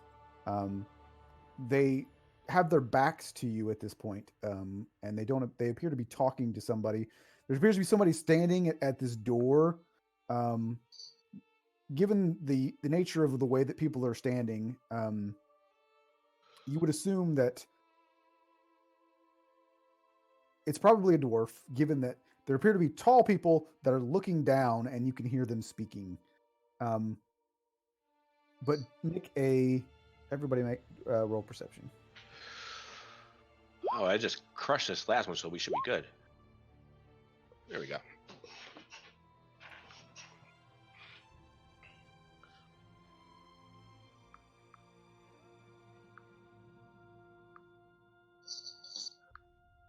So what you can see, Sorn, is that there appear to be two very large um, humanoids. Again, their backs are to you, and you can see a hint of armor on their arms, but they have black cloaks and their hoods are up. So that's all that you can basically see. They do appear to be wearing armor, and that they're wearing black cloaks with their hoods up.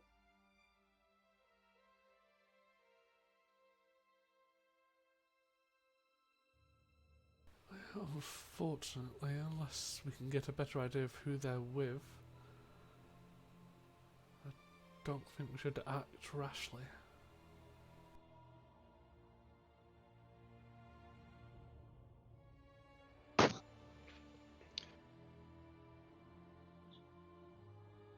I can approach and see who they are if you are worried that someone might know you. It's more of a case of they could be more doomed with their backs turned to us. Then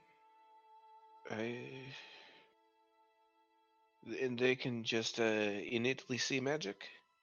Yeah. And that would not be good with my armor that our friend Alistair has loaned me. So perhaps we can just stake it out for a little while, grab a bit of a spot to hide, and see if we can determine who they are.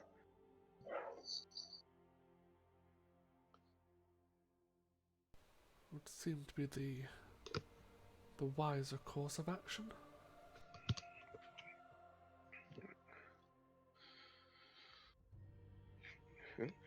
Can I look around and see if there's any like abandoned buildings or anything like that around? Even like closed up businesses? I would say at this point, what you're looking at would basically be an L-shaped alley. So you're at the you're at the end of an alley, and right in front of you is essentially a wall, and then another alley that's going to the left. And at the end of that alley on the left is where this door is, and where these people are standing. So it's kind of a dead end. Right. Um, so if you walked in there, um, you would have those people essentially cornered in, like they couldn't leave unless they went down to the underground. But there's no, I mean, there's not really any way there's no place for you to like scout out what Okay. they're doing aside, unless you wanted to like climb on the roof, in which case other people might see you being on a roof. In that case, I'm gonna look to both of them and just start undoing the top piece of my armor and just say, "This is the only magical thing I have, and I'm rather decent at getting myself out of trouble with words, so perhaps I can go have a quick chat." That seems dangerous, but I mean, if you think you're capable. It seems we need to get underground to look for a hand. So, perhaps they are just nice, very large people who want to not harm us. It is possible. Perhaps. I guess worst case scenario, we don't want to mess with the Mordu dimension door and get out of the way before they do this anti-magic whatever thingy. Yes, I'm sure there's nothing can go wrong. Nice to know your last words. Yes. Well, again, this is kind of what I do, and he'll finish taking it off and just like put it down on top of each other and just say, "Hopefully, I will see you soon." And I'm going to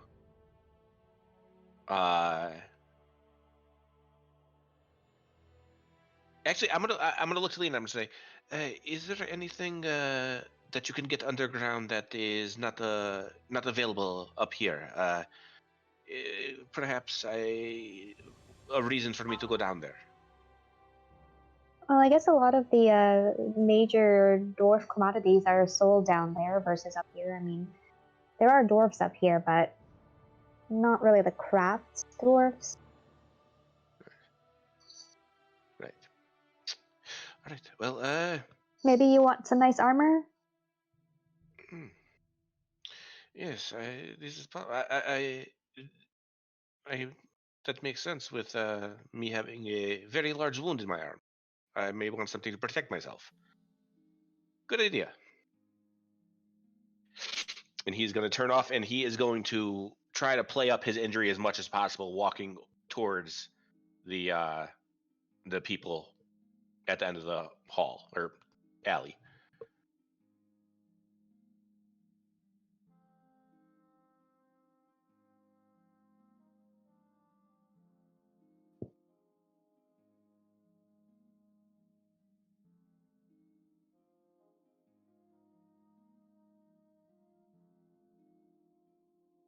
So, sorry, I was muted and I was talking and nobody heard me.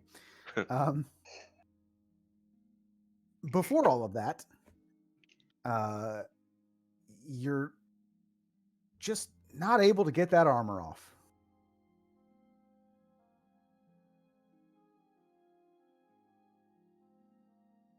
I'm not able to take it off? Correct. Is this thing fucking cursed?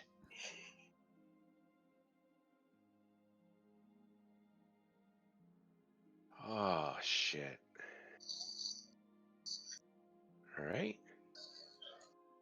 Well, in that case, he kind of just looks between those two and just says, let's hope I'm very good at talking, and he's just going to walk towards them. So, are you trying to be quiet, or are you like purposely like making noise so that they see you? Is there like is it like a crowded alleyway where there's like stuff to hide behind and everything? I mean, there might be a few barrels and stuff such there, but it's pretty much just an open alleyway. I'm gonna try to sneak up best I can, to get into like somewhere where I have a decent vision on these people, and then I'm gonna try to hide behind whatever I have to. Do a stealth check.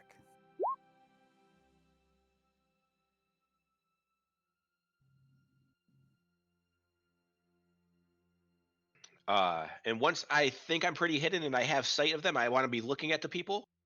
I'm gonna go ahead and I don't even want to cast Mage Hand, so I'm just gonna pick up a little like rock or broken whatever, and just throw it a little bit closer to them at the other side of the alleyway, and see if I could get them to turn or look. And the only thing I'm looking for is if their eye color is insane. Okay, so say that again. Like if the where'd it go? Right. If there's like an alleyway going down this way, Mm-hmm. I want to hide like as close as I can to them, like at a decent hiding spot. And I want to like just hide right here looking at them, and I just want to like throw a little pebble a little bit closer to them but across the hallway, so it's like they'll be looking at the other side of it. All right, so like if I'm down in the right side, I want to throw it up forward to the left side and see if I could get them to look, turn around and look, just so I could get a glimpse of their eyes. trying to think of what the best. Sleight of hand?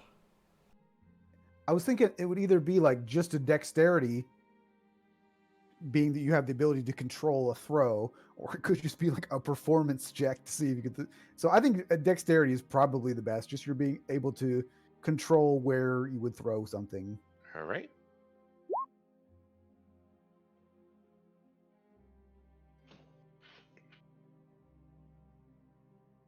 With an 11, I'll say it clinks to the side, and one kind of turns his head slightly, but because they're wearing cloaks, that they go out further than their face. You can see that it turns, but you just see the side of the cloak. or the side of the hood rather. Alright. You don't see their features. I will say that at this close and with the slight turn, you do see closer that they are wearing armor underneath this their black cloaks. Okay. All right. So they are wearing armor. Um.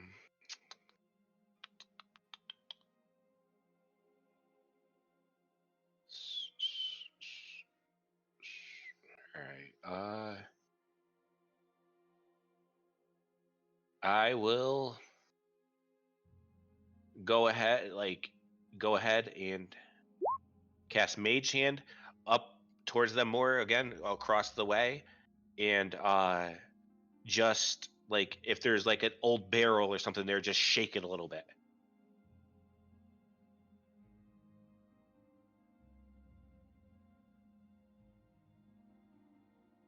All right.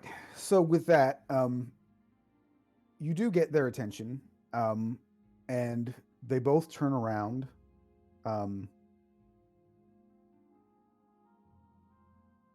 And you see that as they turn, they don't turn to look at the barrel; they turn to look directly at you. Yep. And you see him. You don't recognize them, but you see that their eyes are glowing turquoise, and immediately start walking towards you. I just run.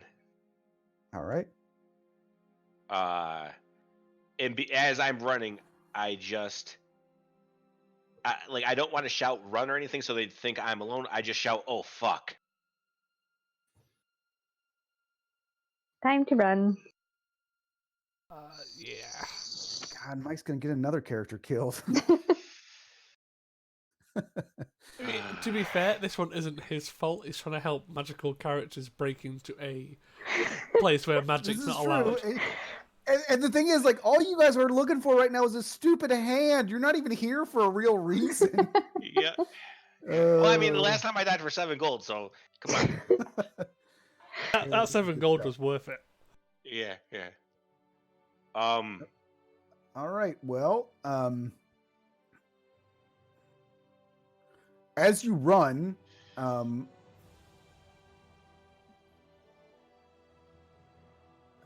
I don't think you're even going to have any reaction to this. So, your AC is 16.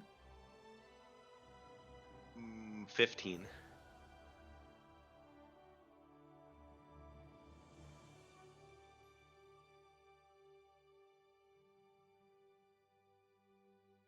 Could you say someone is like peeking around the corner?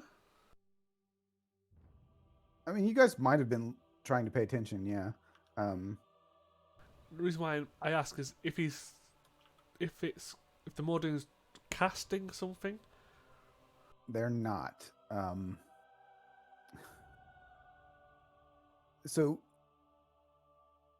how is that hit points accurate? I have 31 HP. Okay.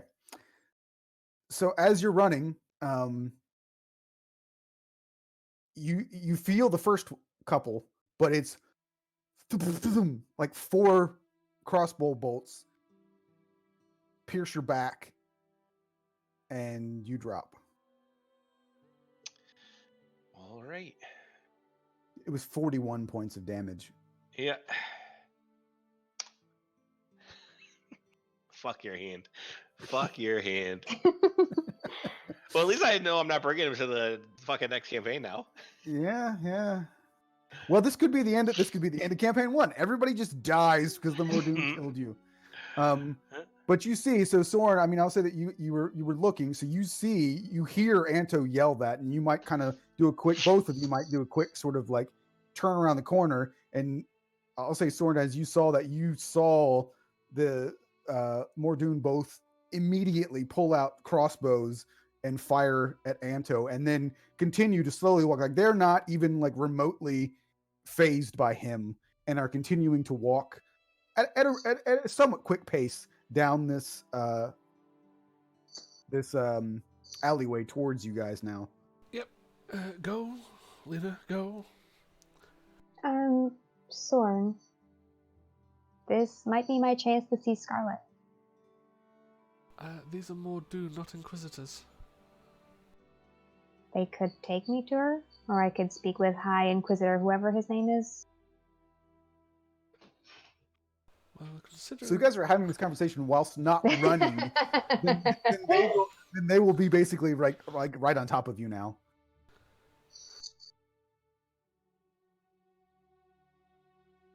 So they're not. So both of you have magical items. Now you didn't do anything magical to their general direction. So they will both just stop and point their crossbows at you. And Son has disguise self on him, so they can see through that. Yes.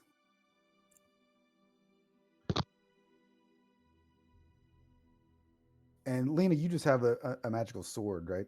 Yeah.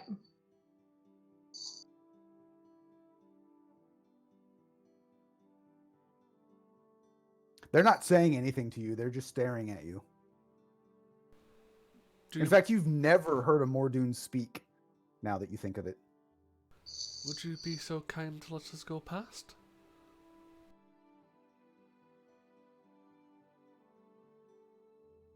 Is that a persuasion check?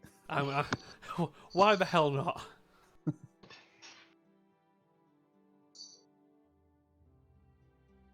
mean, if you don't ask, you don't get. Closed mouths don't get fed, right?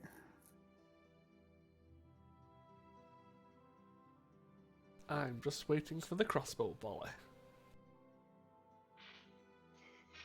Did you roll it? Because I don't see it. Oh no, I thought I was waiting until you say yes, you're allowed to. Oh yeah, you roll a persuasion check if you want. 10. Oh yeah, you have disadvantage because you're. Hideous. But since you're disguised, I don't think you would have the disadvantage, no, right? they can But see you would, through it. you would probably have disadvantage anyway because they know he's disguised. Yeah, true.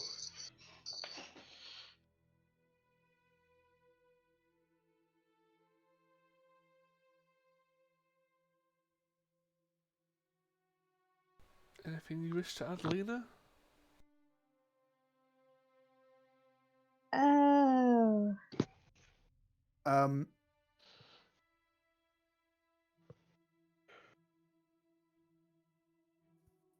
Soren, they don't. The one doesn't fire his crossbow at you, but he does reach back and punch you twice. He's not trying to kill you. And it's a 22 and a 23 to hit. Yeah. If your hit points are accurate, it's kind of funny because he does 23 points of damage. So he actually does not knock you unconscious. Yeah, so they were accurate, and it's not even like I can cast shield because my magic doesn't work.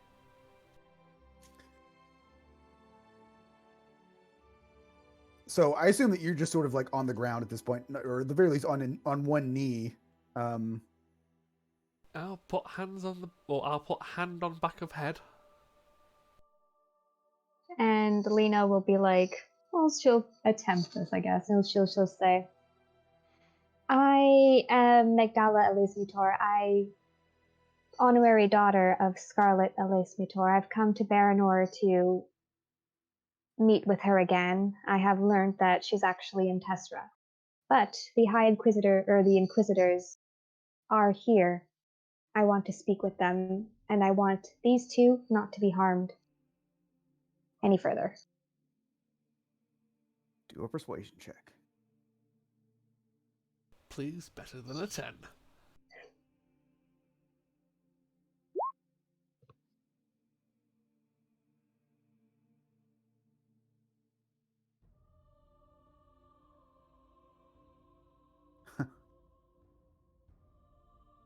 I rolled a 15 to counter that, but I will I'll give you the tie break on that.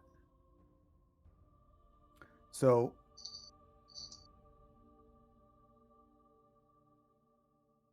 they basically just grab one of them grabs you sort of like by your collar, Soren, and kind of stands you up. And then they sort of like just start walking towards like walking away. Like they're not concerned about Anto at all. Like they're just like, okay, go. Okay. Whoa. Yeah, she'll do this anyway. She's going to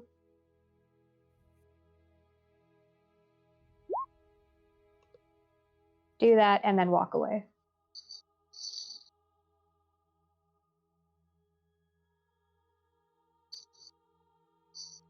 Is that a potion?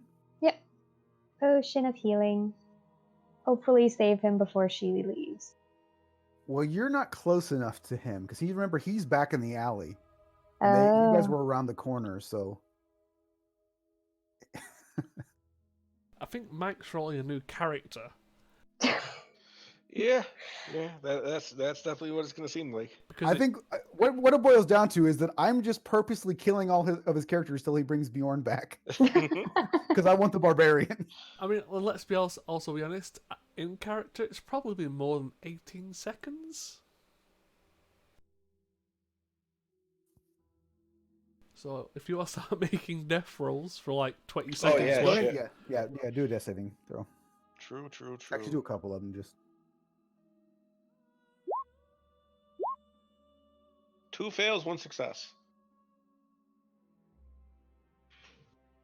Right, so at this point, there's not. I mean, unless you guys want to specifically like attempt to get away from these two to go and try and save him.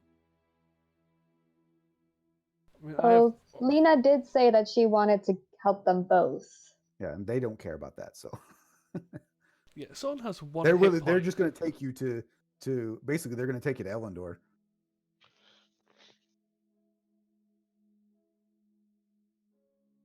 So that also might not go in your favor because Elendor knows who you are.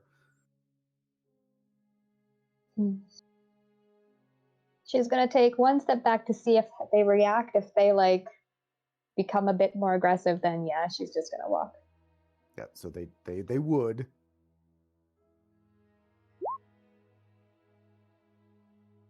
All right. And yeah, she goes with them. So down to one final roll, right? All right, I am unconscious. Roll a d4 for how many hours? Yeah.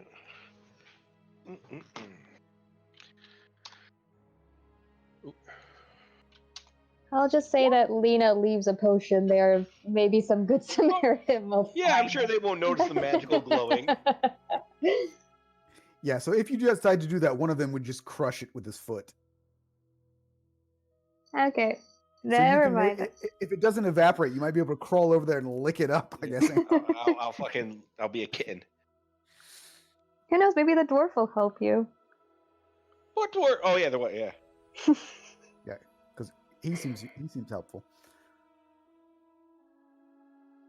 So, you guys are taken to the tent, and they open up the tent there, and you can see sitting behind a rather large desk, appears to be writing something, is your good friend Elendor.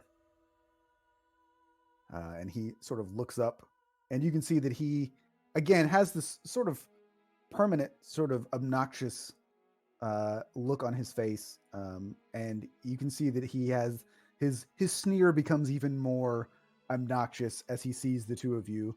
Kind of, you see him smile a little bit, and he's got very nice teeth, but on his face, it's just even more irritating to see. And you see he slowly kind of puts his little quill down, kind of leans back in his chair and folds his arms. And one of the Mordoon walks up closer to him, and he kind of bends down into, it looks like he's whispering into his ear. And his reaction doesn't change, and he just continues staring daggers at the two of you. Yeah, and Go ahead. okay.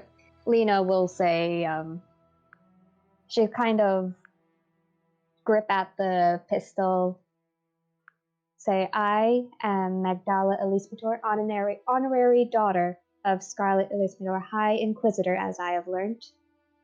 This is my drow slave that has agreed to be my slave. I have decided to return to my mother's side.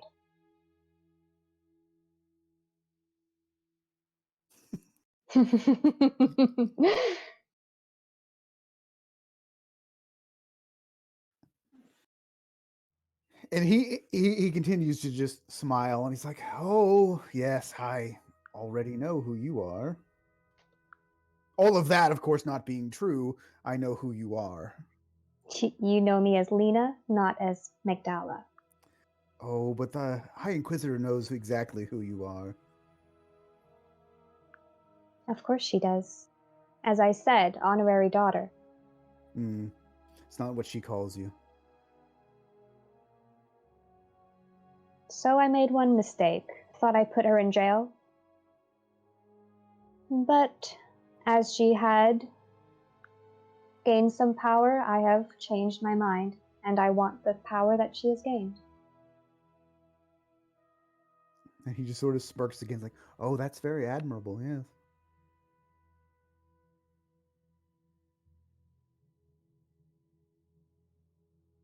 So, And he just sort of looks at you like, "Yeah, I'm under no obligation to do anything that you say, of course, and I don't really plan to.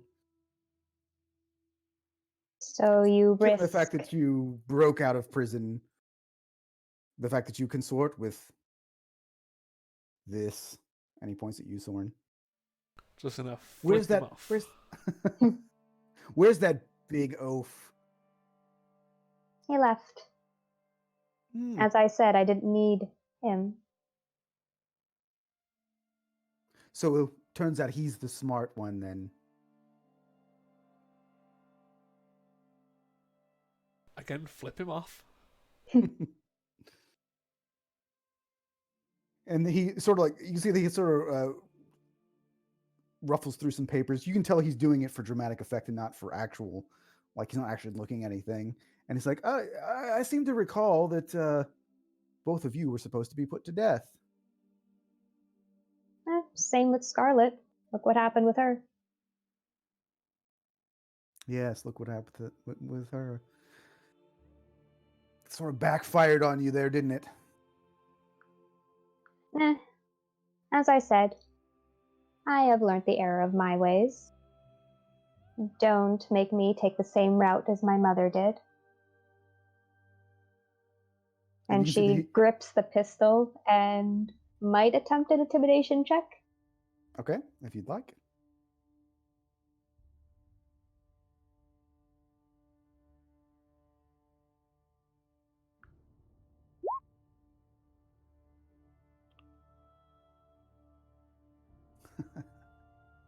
uh, 27 on a saving throw.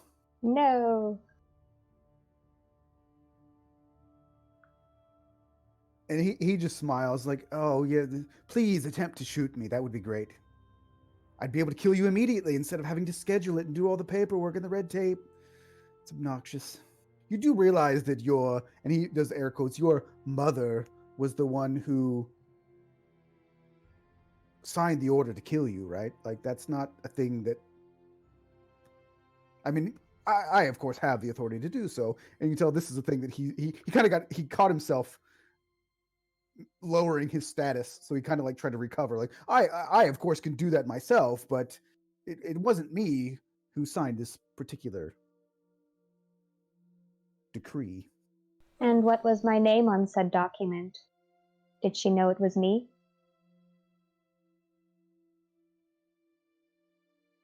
I really don't care.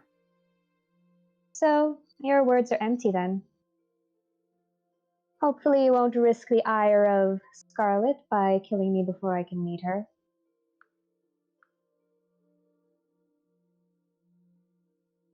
He smiles. Well, I suppose. I mean, we can just kill that one, though. Nope, I told you, he's mine. He will not be killed. He smiles again. It's like, it's still funny to me. Like, you think you have some sort of authority because you know who she is. And the reason that you know who she is because you betrayed her, and you think that somehow puts your station above mine, and that I am somehow should be afraid and should listen to anything that you say, because she will obviously side with you, the person that betrayed her, over Betrayed me. her for the Empire, which she's working for right now. You do realize that someone in her position has a whole lot more authority than most of the people in the Empire, so they're not going to say, "Oh, well, you betrayed her to the Empire, so you're a good person. We should listen to you."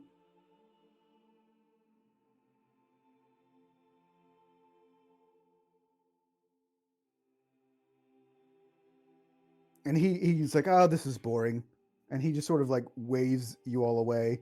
Um, the Mordoon grab a hold of both of you, and take you out of the tent if you want to resist or whatever you can.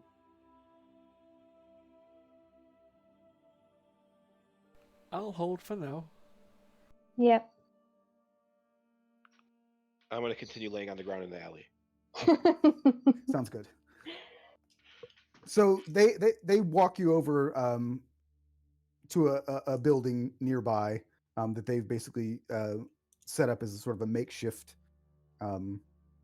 jail, for lack of a better term.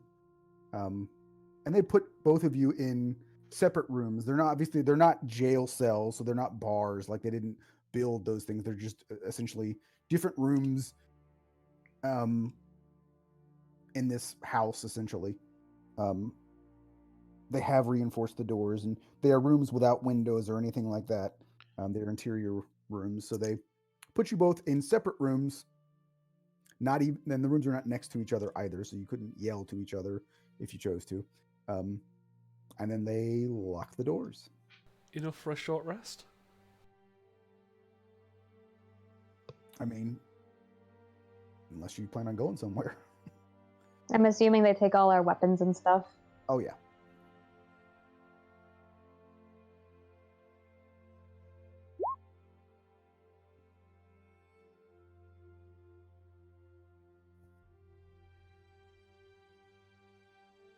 Just gonna And roll for the record, some hit none of dice. this was planned whatsoever. I was not expecting any of this to happen. So Just wanted a hand.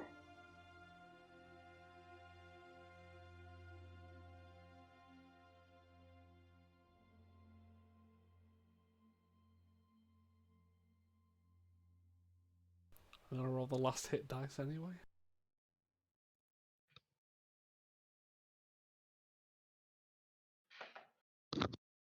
all right, so Anta, you would. It's been an hour at this point, so you would wake up with 4 crossbow bolts in your back. Oh, I'm awake? After an hour, you regain consciousness. I believe that's the But did they just leave me in the alleyway? yes. Oh, shit. They didn't. They figured you were dead. They shot you with 4 crossbow bolts. You went down, and they just walked away. Up and I'm gonna go ahead and once again at 3rd level,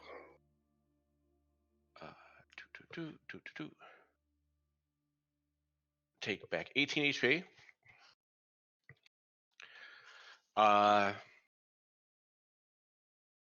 And I'm gonna do a greater healing potion is 4d4 plus 4, right?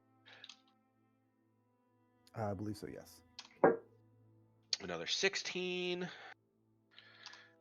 Oh, well, no, not. All right, so it was 19 plus 60, so 35. And I will like look around and just try to take in like if I could see anything that happened, like if I can discern, okay, this is why I was left here, or this is what happened, this is where they went, anything like that. So I guess kind of look for tracks and see if I can see what happened. Before that, Soren, you had the whip, right? I did. So do an Arcana check, real quick.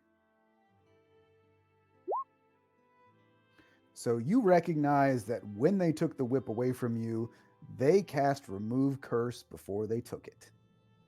Awesome. So everything he gave us was cursed. I knew that motherfucker was a bad person. Lena wouldn't have noticed that.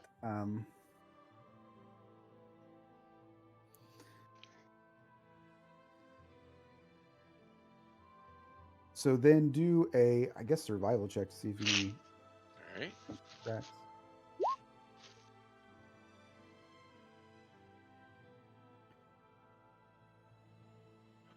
I would say that leading away from the alley, you notice slight drag marks where they were kind of grabbing Soren and kind of dragging him along because he was pretty injured.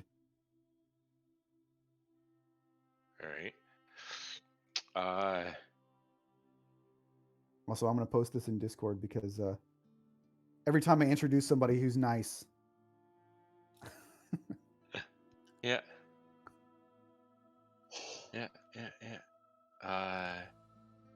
I'm gonna follow the tracks. I mean, I was tasked with helping these two, and it seems like they need help.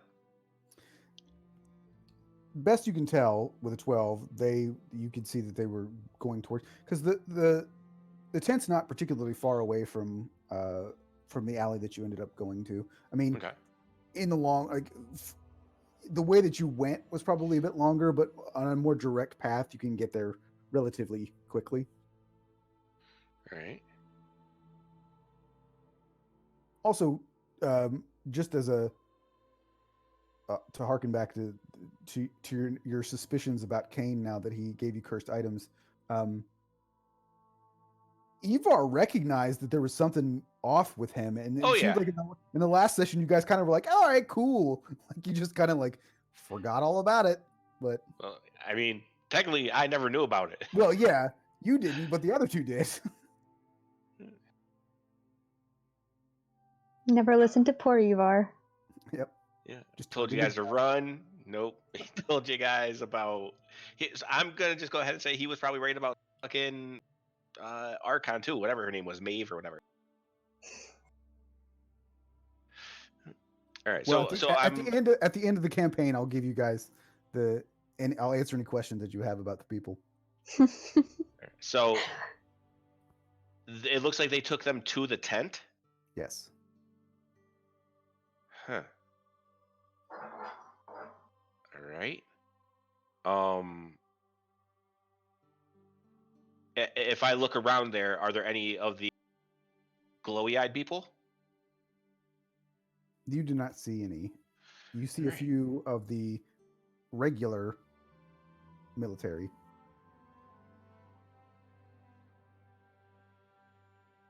All right.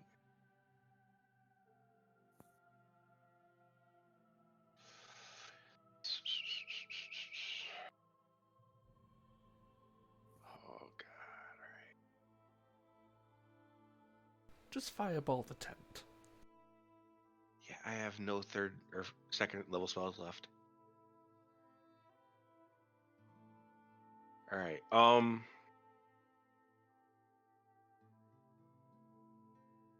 right. How many of the regular guards are there? Currently, there are 2. All right.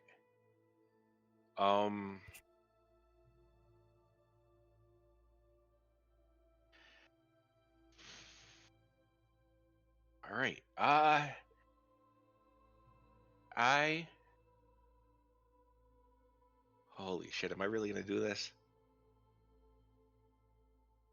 All right. I'm gonna disguise myself as a very attractive woman.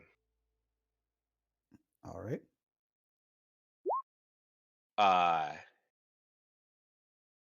And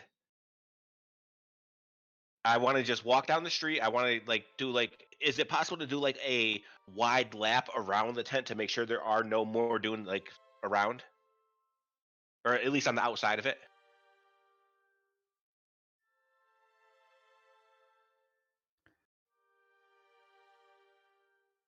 It's probably open on 3 sides, and then on its left, like if you're standing at it looking at the entrance to it, on the left-hand Mhm. side, it's probably up against a building. Okay. All right. Well, then, yeah, I just want to do my best to kind of get a layout of who is around it on the outside, and just if there's no more Dune, I am gonna give something an attempt. I guess do a performance check.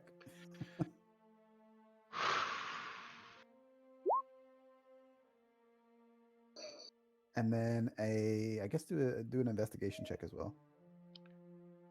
Investigation.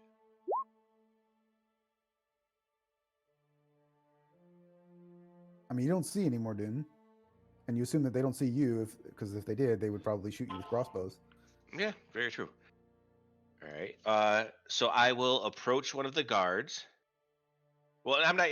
I'm just going to approach both the guards actually. This is going to sound like a dumb question. Can I do an insight to see which one of them looks dumber? Like, does either one of them look like just a complete idiot? Not outwardly, no. Okay. Yeah, not really say anything. Just look at him and like wag my finger for him to follow me. Do Trying to persuade him to come with me. do a persuasion check. Can you not sell yourself properly? Dude, I have a +8 persuasion.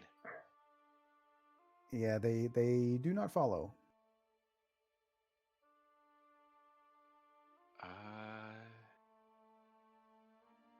All right, I'm going to keep the disguise on, and I'm going to do a couple. I'm going to walk around the city a little bit until I can see another guard and try the same thing with him. Preferably one that's by himself. Might not happen, but gonna try. All right, do an investigation check. Oh, there.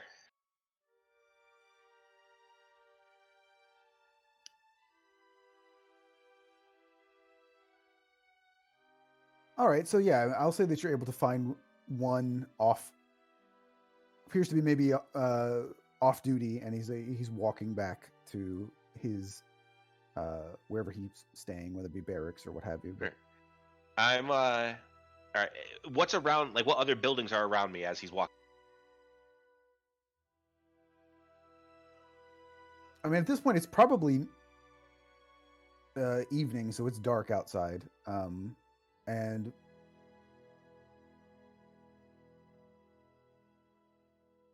All right. probably like more residential type buildings. All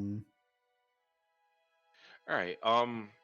The upper area of Baranor is it's not a particularly large city, but it's pretty densely packed. So the all the buildings are pretty close together. There are a lot of alleyways, but it's all pretty mashed together. There are not a whole lot of open areas. All right. As he's walking by, I'm gonna just look at him and say, like, standing from an alleyway, and just look at him and kind of just, would you like to join me for a little while? And kind of just like look at him and persuade. Okay, try one more time. Fucking. Can you not sell yourself Oh properly? my god. Oh my god. Maybe he rolls bad. Who knows?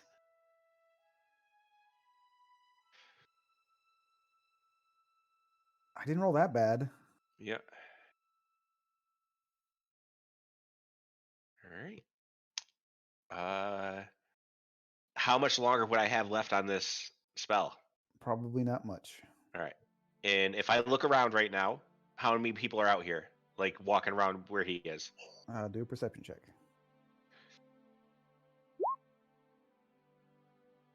There are occasionally there are people walking by. There aren't any other guards or anything walking by. They're just regular people. All right. So I will go ahead and just start following him as stealthily as possible. Okay.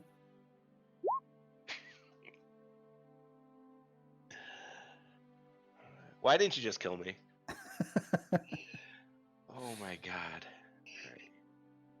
So yeah. he's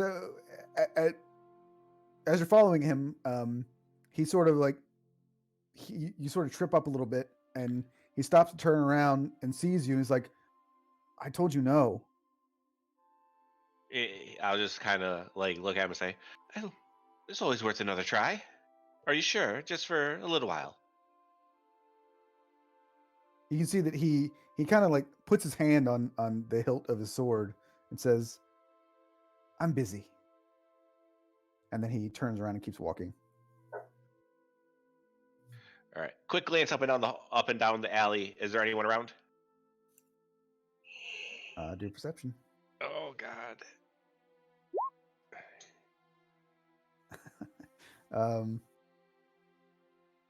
You don't see anybody right at the moment. All right. I am going to pull out my crossbow and aim for the back of it, the base of his skull. All right. He looks just like a regular Imperial guard, to be clear, right? Correct. Okay. Yeah. I have advantage on it since he's not like paying attention to me. It was a sneak attack, essentially. Yeah. Okay. All right. So I will a 20 to hit.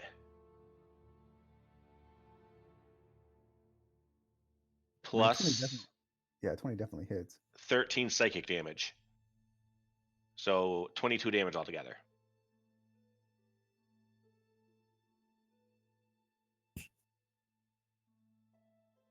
I mean, he has more hit points than that, but I feel like from a realistic standpoint, if you shoot a crossbow bolt in the back of somebody's head,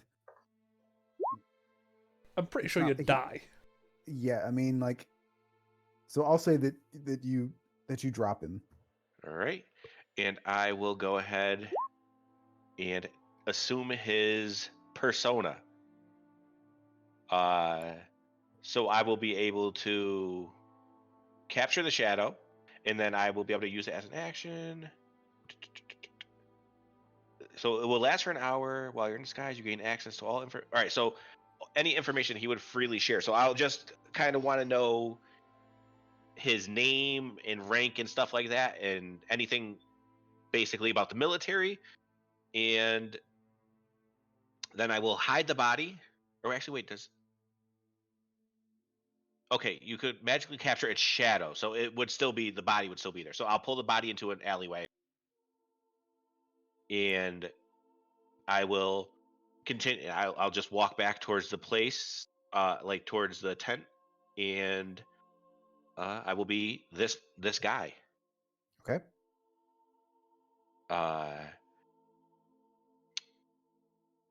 I'll walk there and just like, since it says I would know like basic information that he would be willing to like share, would I be able to like get his name and rank and like maybe who he's stationed here working for?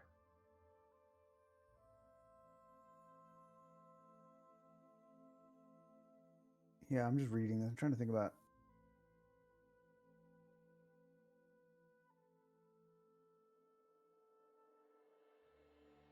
Well, at the end of the third paragraph, it's information is enough that you can pass yourself off as the person by drawing on its memories.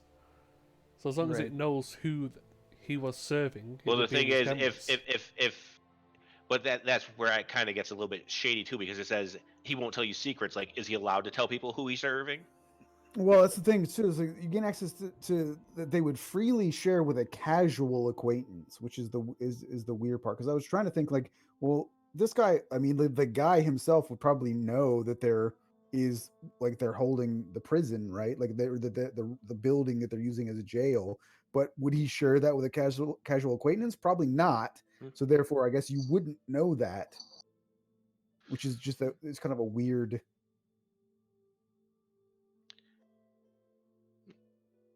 I mean, unless all his acquaintances are also guards, who the fuck knows?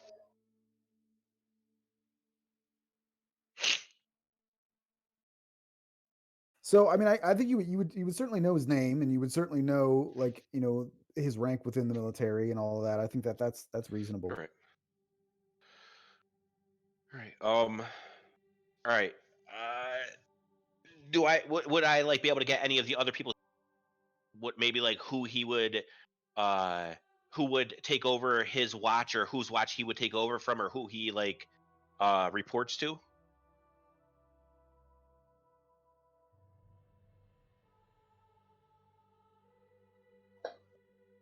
I think you would probably know what he is normally like what his job currently is. I don't Okay. necessarily know that you would know who he reports to. 'Cause I don't know that you would share that with anybody, but I mean, you would say like, "Hey, I guard this or that," Okay. and you would note that this guy's not really specifically a guarding anything in particular. He is basically just like a patrolman, and he Okay. walks around the city. All right. All right. Well, then I guess we fucking wing it. I will approach the tent, looking for the other two guards that are there, or if there are still two guards there, actually. Yeah. So at this point, like during the daytime, there are generally not um, guards posted at the tent. But in the evenings, there are two guards that are posted on each side of the tent. Um, your characters wouldn't necessarily know this, but for players, this is basically where Elendor is staying. So when he's asleep, he has guards posted. When he's awake, he doesn't. It's essentially what it boils down to. All right. Well, yeah, I'll approach them. All right, and whatever rank I am, I'm just going to say the next rank above it.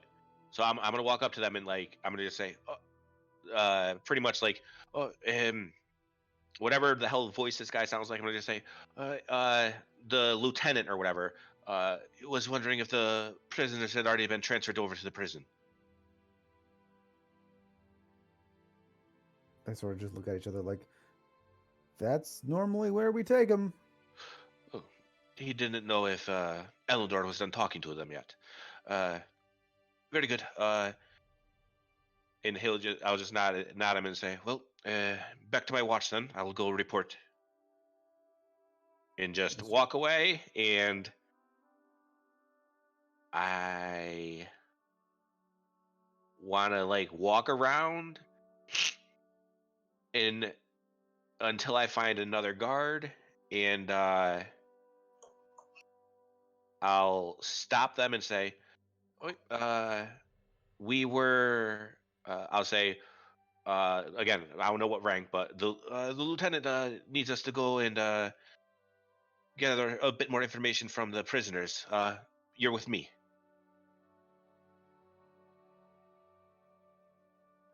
The guy just kind of shrugs and he follows you. Right. And I just I'll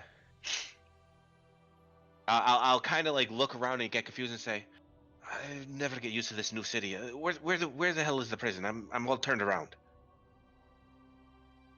And he just kind of moves his head, nods in the direction and starts walking. All right. Yeah. So I follow him.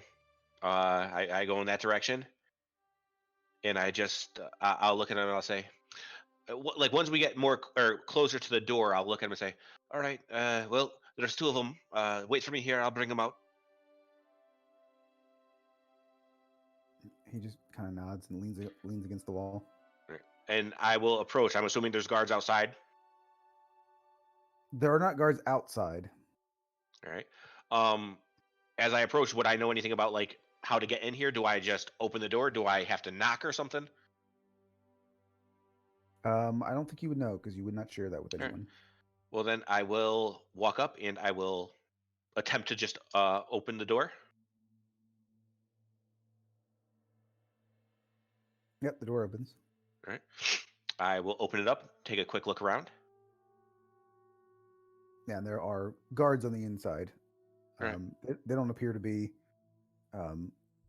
When you first walk in, they both kind of like you can tell that they were not standing like at any sort of attention. And as the door opens, they both kind of snap up a little bit, and they see you, and then they just kind of like slump back down. They're like, whatever. I kind of look and just say, he sent me to gather a bit more information. What cells are the prisoners in?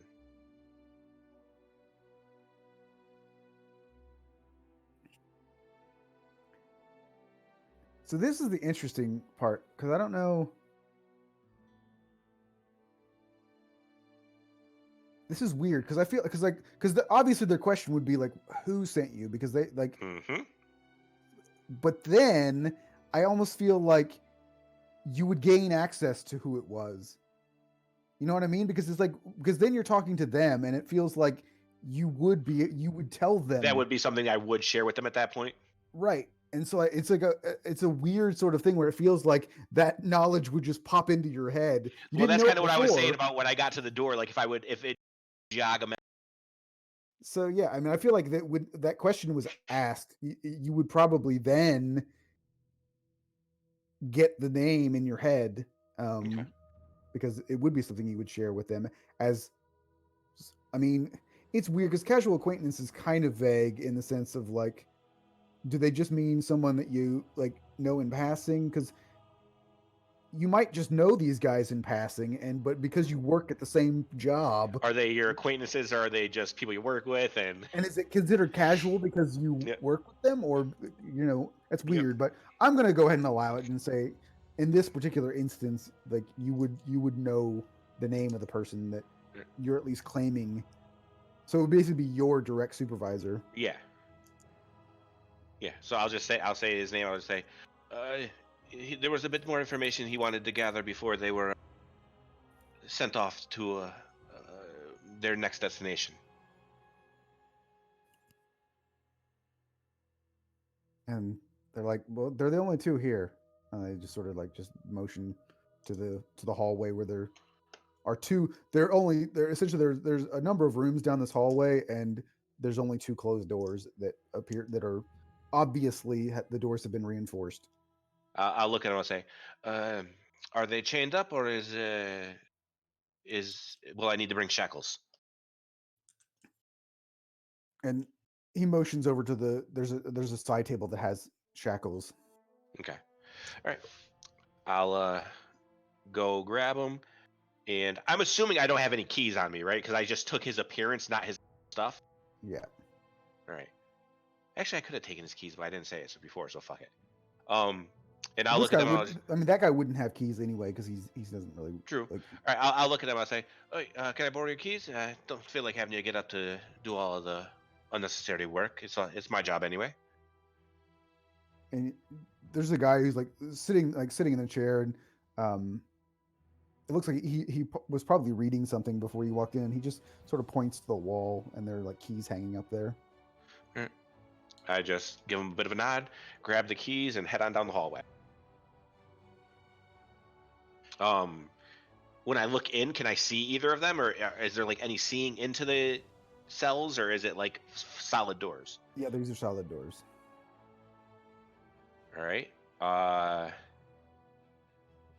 right. Well, I will go into the furthest door first. So I don't know which one of them would be in there, but I'm going to go to the furthest door and unlock it and open it and walk in and close it behind me. That is Lena's cell. All right. I'll look at her and I'll just say, I'll immediately just look at her and say, "Oh shit, this is getting a bit crazier than I thought. It's me. It's Anto. I did what I'm good at." What? How did you? What? And I just put my finger to my lips. Uh, and I say, "I don't have much longer like this. I'm going to do my best to get both of you out of here. Uh, give me one moment. I'll be right back. I need to go see if Soren is okay and capable of perhaps getting out of here with us." And I close the door. I walk back out, close the door, and I go into the next one. And I before I go out, I leave one pair of shackles in that room so they see me exit with one less. Okay. And I'll go into Soren's, and I'll walk in, I'll look at him, and immediately say, it's Anto. Be quiet. I woke up in an alleyway, and I managed to find my way here." Very well. I, looking around, is there any sort of like? Can I tell if there's any sort of anti-magic stuff in here? I mean, nothing obvious, no. All right. Soren, you would uh, you would know that there isn't, because you can tell when you're cut off from the arcane. All right. I'm gonna look at I'm gonna look at him then. I'll just say, "All right, what do you need to be able to do your spells? I can get it for you, and we can get out of here. I can bring Lena too. Primarily, I would need my spell book. Right. Uh, all right. I'll think. I'll look at him and say, do you know if the Inquisitor kept it with him, or is it perhaps something that was brought here and put away in storage? Did you see him keep it? They took all your stuff when before they put you in the room, and that's when you knew when they cast the because the Mordoon were the ones that brought you here, and the Mordoon were the ones that cast the spell to remove curse to take it away from you. Right. So whether or not they left with it, you're not sure, but they didn't remove the items until they got here. Okay, so it's not like they put him on the table at the Inquisitors and just left it there. Right. Okay. All right. All right. I'm gonna look at him and say, all right, I'm gonna go and try to find your book. Anything else? I know my instrument works as my focus. Do you need one of those, or are you okay? That's what my tattoos are for. At the very least, if you could find me maybe some sulfur or a little bit of bat guano. Right. Right. Right. I'll be back momentarily. I drop the shackles on the ground, and I head back out. And I'm gonna actually, before I head out, no, actually, yeah, I'll just go and I'll look down the hallway and I'll look at them and I'll say, "Oi, where are their belongings? I think one of them had something on them that needs to be recovered."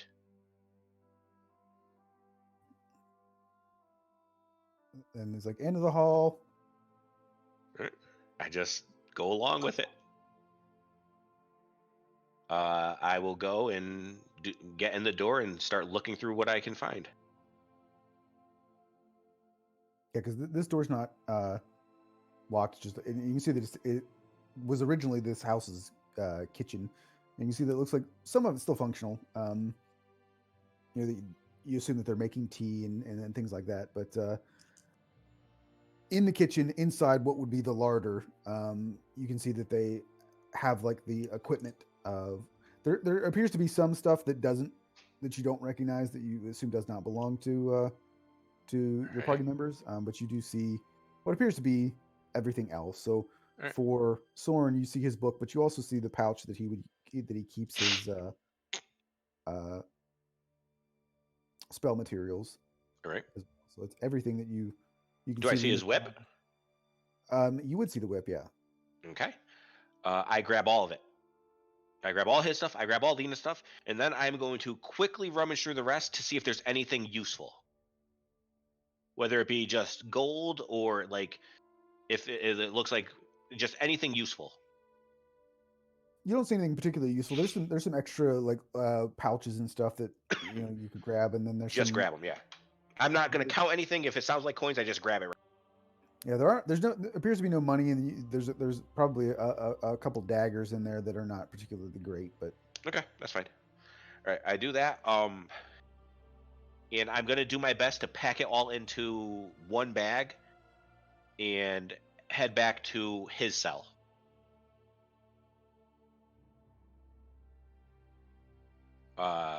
Head back in the cell, and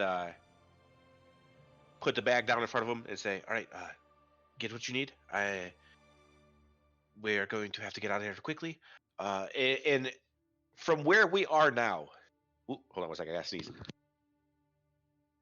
All right, am I able to like tell a safe like distance to get away, like within 500 feet that we could both just kind of teleport to?"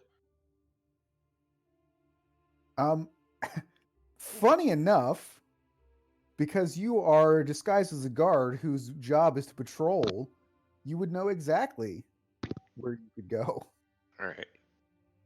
All right. In that case, I will crouch down, go through my bag real quick, and pull out a piece of parchment and a bit of ink, and I'm not even gonna bother using my pen. I'm just gonna use my finger to quickly draw like a little half-assed, like, okay, this is the building, this is how the roads go, these are the other buildings. Try to go this distance, this direction. I'm just gonna try to give him a general idea of a safe spot to dimension door to. Okay. And I'm gonna just say, uh, from right now, 2 minutes. In 2 minutes, you cast a spell, and we will meet you there. Understood. Matt, I'm going to message you something quickly just to get clarification. Okay. All right. Oh my god. All right. So So, actually, while you're typing that up and doing that, let's just take a quick break. I'm gonna go grab a drink. all right. I'll refill mine too.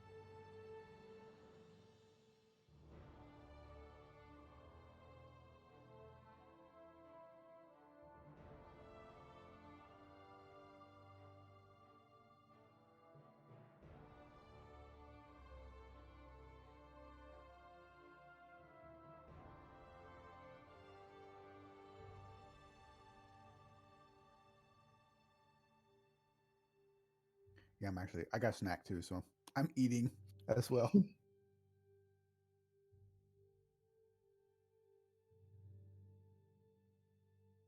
Well, if Nothing that's, as elaborate. Doesn't need to heat it up. I'm just eating Fig Newtons. well, if that's the case with the incapacitated, would it be possible to quickly tie up some people and gag them within a minute?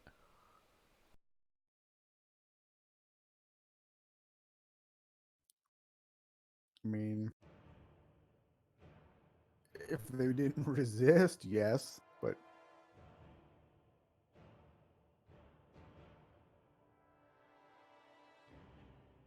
I'm just gonna GM you a spell. This is what I was thinking of.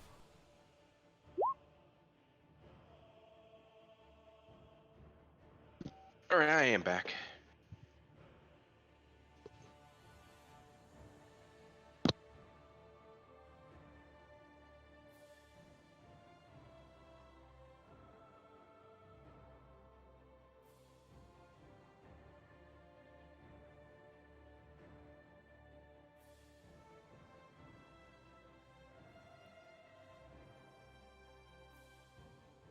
I mean, you could attempt to do that, but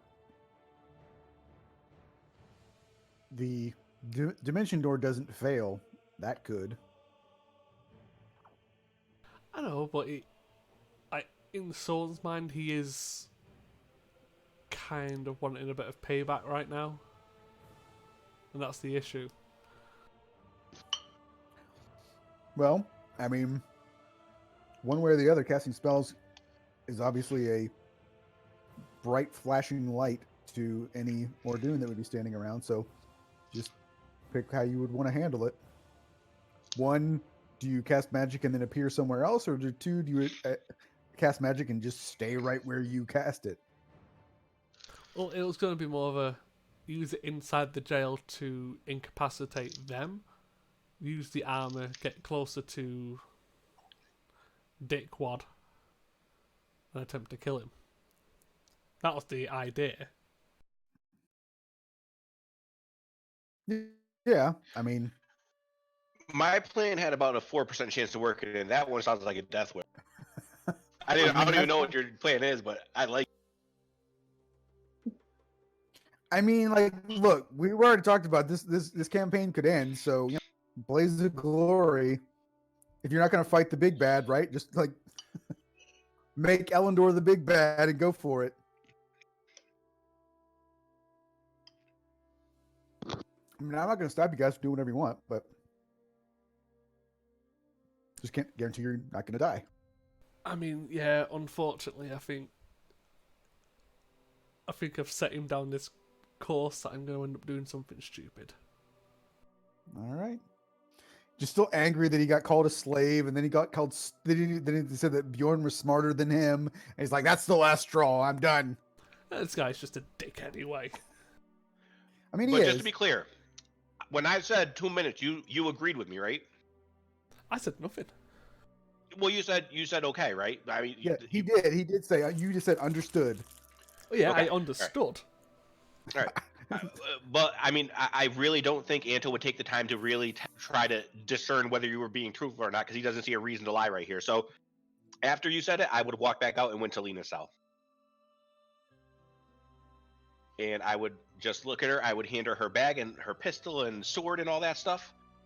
And I would just say, right, I gave him his stuff needed to get out of here. I can take you with me. We have somewhere to meet up. We will be doing it in, I'll just say, roughly 1 minute right now. Okay. So prepare, get what you need, and we will be ready. Well, I mean, and she looks down at the bag he gave him. Well, I mean, yeah, but I mean, your sword and your pistol are there, like, strap up. Oh, okay, that's what you mean. Yeah, she will do all that.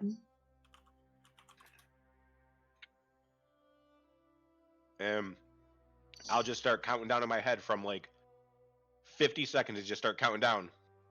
And once I hit that 2 minute mark, I just look at her, I hold my hand out to hers and just say, all right, this might feel a little bit uncomfortable at first, but we'll get safe. And wait for her to give me her hand, and I dimension door us to hopefully what is a safe location from this guy's memory.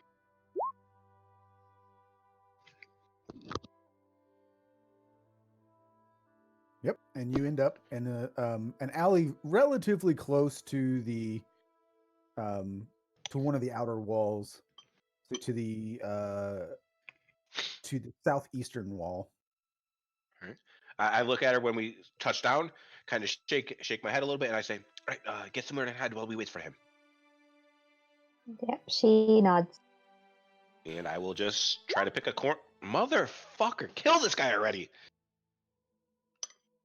I am going to dimension door, but not to where you think. So I remember where his tent is, correct? Yep. And it's within 500 feet of me. Not directly. I mean, you could get to within like sight of it from 500 feet. Yeah, that's fine. And I will bonus action cast Shadow Blade at 3rd level.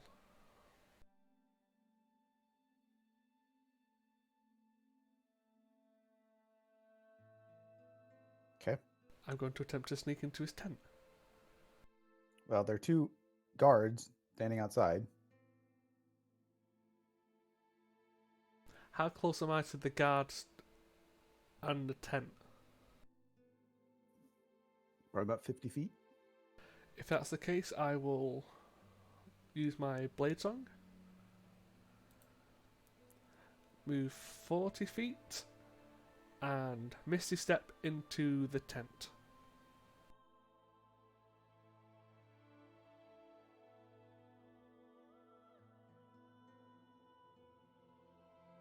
Cast Misty Step for me.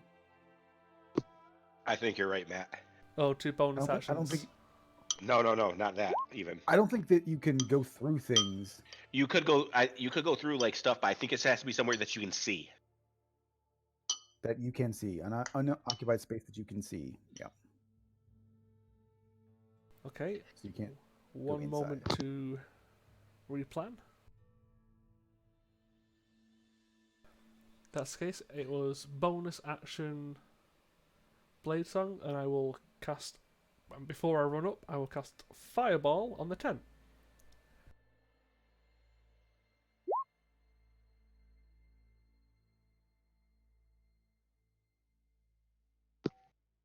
And Matt, if at any point me and Lena see or hear any of this, let us know.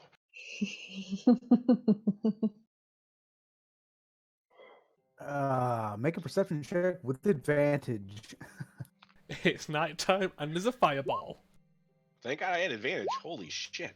What is wrong with you guys? Oh, geez. The giant fireball blazing in the center of town. That's nothing. We're really focusing on that spot where we think he's coming from. Yep. So, yeah, I would assume fireball is probably not a silent spell to begin with. And so it's evening, and relatively quiet and dark. So now you hear a noise and a big blast of fire. And I just look at Lena and I just say, I think he went somewhere else. Your plan wasn't to attack the other guy, right? No, my plan was to come here. I was able to see it in the mind of the person that I killed. Well, let's go see if he needs help. Yes. Of course, that's what I want to do. Let's go. all right, so end of the campaign, guys. Here we go. All right. I was hoping Lena would be like, let's ditch him. And then I would be like, okay. You could have tried to persuade her not to. Soren, go ahead and roll initiative.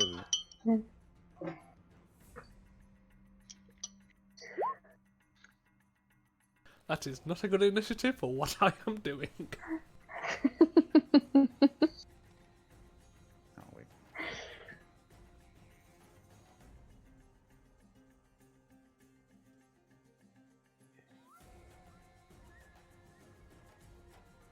New year, new campaign. Yeah, happened a bit quicker than expected. I love that Matt's not even trying to hide it. He's like, yeah, you guys are fucking dead. Like, Well, I mean, like that's one of the dumber things that you could do. I mean, really, Yeah. it just really is.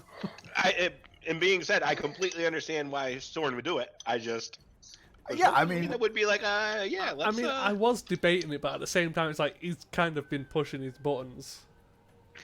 Yeah. I mean, like Bjorn would be all about it, right? Like he would Oh, have been yeah. all.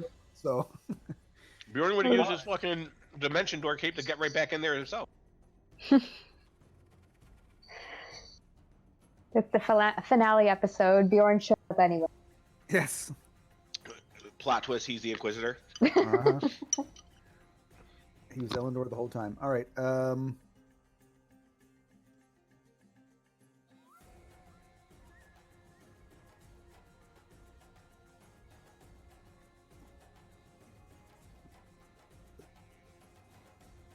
So both of the guards do take a bit of damage from the fireball. But they're going to come charging at you because they're not that far. And they will... one of them actually going to charge at you. The other one's actually going to grab a crossbow. So the first guy is actually going to charge at you. So... It is a... he attacks twice. It's 17 to hit on both of them. In Blade Song, my AC is 20. Nice. All right, so he misses. And then the dude with the crossbow... Oh, crap. That is a critical 26. Yeah, I don't think I can block that one. So, because I'm definitely going to do it, let me get the crit table out. Because we got to do Blaze of Glory, right? That's the way this should go.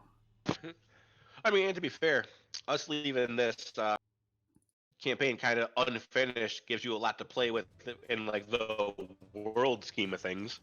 Well, I'm excited to tell you. I mean, because the reality is, what I have planned. It was, again, not things that I think that you guys were going to even attempt to get involved in. So, I mean, it's not like you guys were going to have sort of the choice of, well, this go out in a blaze of glory, or be like, all right, well, I finished the thing that I'm going to do. I'm going to go off and retire, or just be a regular adventurer, or whatever. But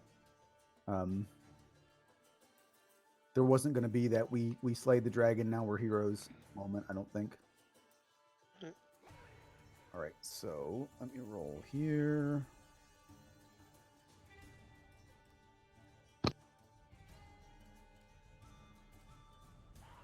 You also have to make a Constitution saving throw while we're doing that.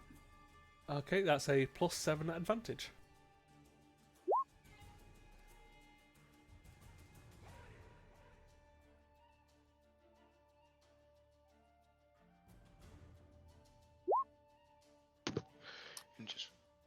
I just want to just if I would have tried one more time, just want to see real quick.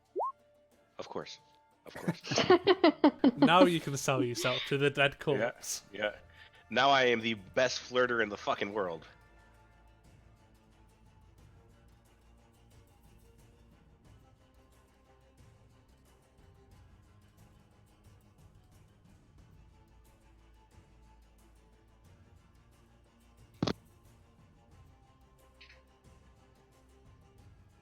How many points do you have? 52? Yes.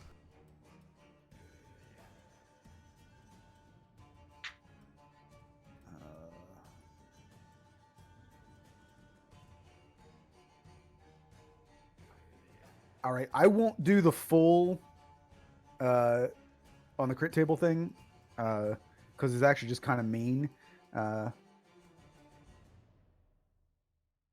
So I'll do the secondary bit of it. So first you take 10 points of piercing damage. Yep. And then you take 31 points of poison damage.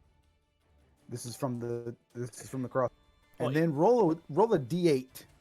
What did I say? Actually, roll with a 17.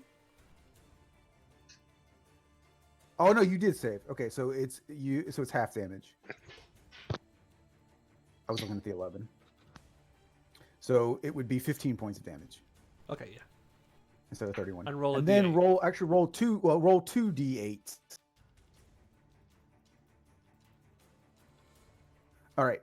So, in addition to that, you take 3 points of damage at the beginning of each of your turns for the next 7 turns. Nice.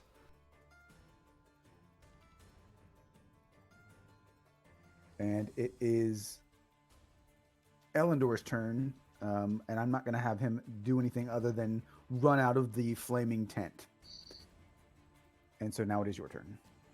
Can I see Elendor? Mm-hmm. Is he within 30 feet? Yes. Then I would like to Misty Step him.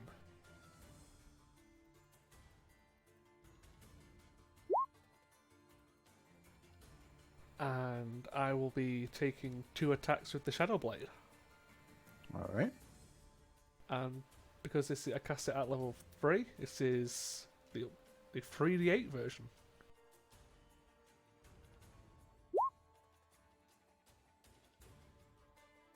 And the next one.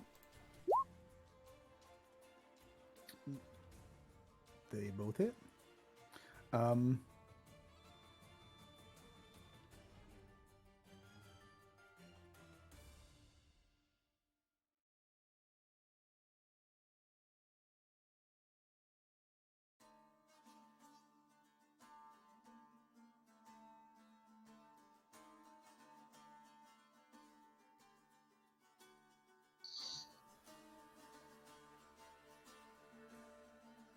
I didn't put this on the character sheet, so I'm actually gonna see what you guys see. I'll give you my explanation, and I'll let you guys decide if you think this is appropriate.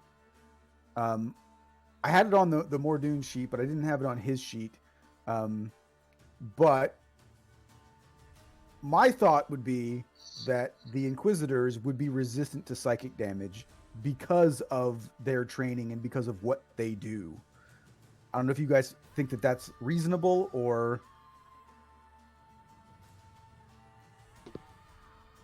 I mean, I don't see why it wouldn't be, especially if you already had it and just didn't put it down. Yep. I mean, just because that's what they... I mean, like, torture and that kind of thing is, to my mind, kind of...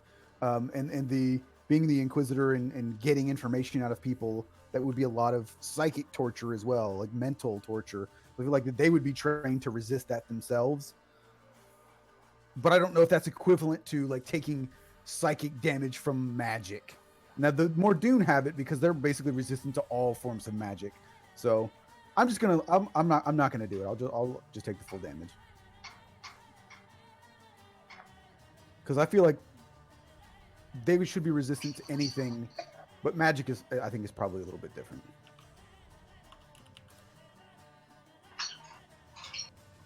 Well, that's my turn anyway. I've already taken the 3 points. All right.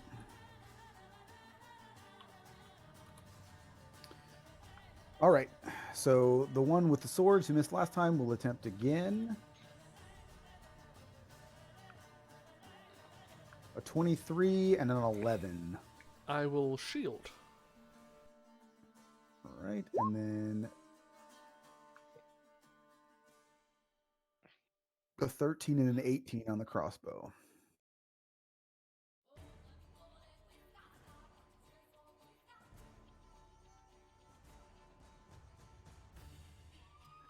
And though not on his belt, you can see as he's running out in his hand, Elendor pulls out a black bladed sword. And now that you're in front of him with your Misty Step, he will swing with both hands. And that is a 26 and a 25. Both hit.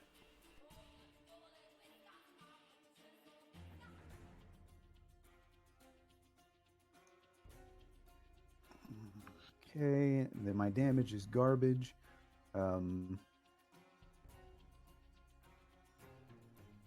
So both hits together are 18 points of damage. Because I rolled a 1. And it is your turn. Awesome. And how far away are we? Very Well, far. You were over 500 feet away. 2 more strikes with the Shadow Blade.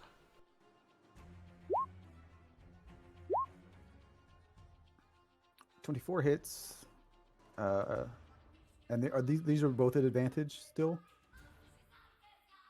I don't have advantage. Oh, I thought you did.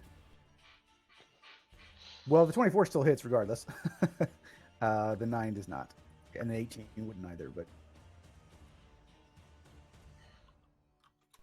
All right. Are we still doing for this campaign potions as as bonus or no?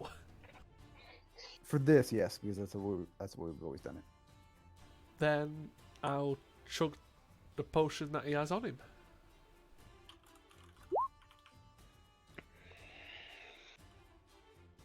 So I'll just add 10 because I take 3 points of damage anyway.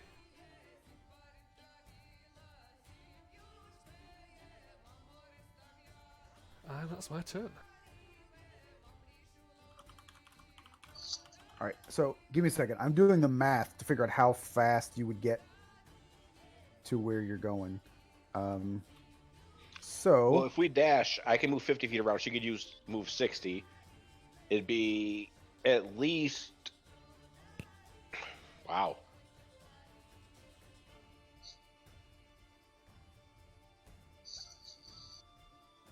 I mean, 60 feet, 120 feet. So that's 4. So 4 rounds would be 480 feet, and then a little bit more.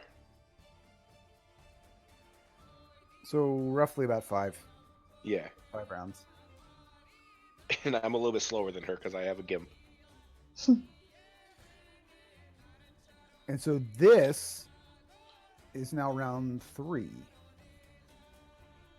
Correct? Is that right? Yes. Yes. All right. So 2 attacks with a sword. That's a 7 and a 14. And then 2 attacks with a crossbow. That is a 9 and a 20. I will shield.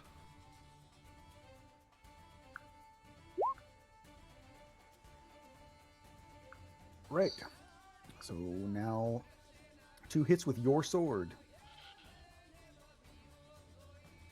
That is a 21 and a 20. Both miss. As Lena and I are running, I'm just gonna kind of shout up ahead to her since she's faster than me. I'm gonna say, "Just so you know, I do not have another way to get us out." She just nods and keeps going. Soren, it is your turn. 2 more strikes.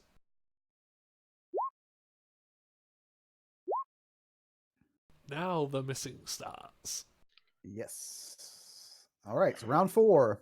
I can't use the ointment, can I? Or can you ingest ointment? No. No, I don't think that would be a good idea. Hey, it's worth a go. So remember, it's -3 as well I know, I'm keeping for up 7 today. rounds.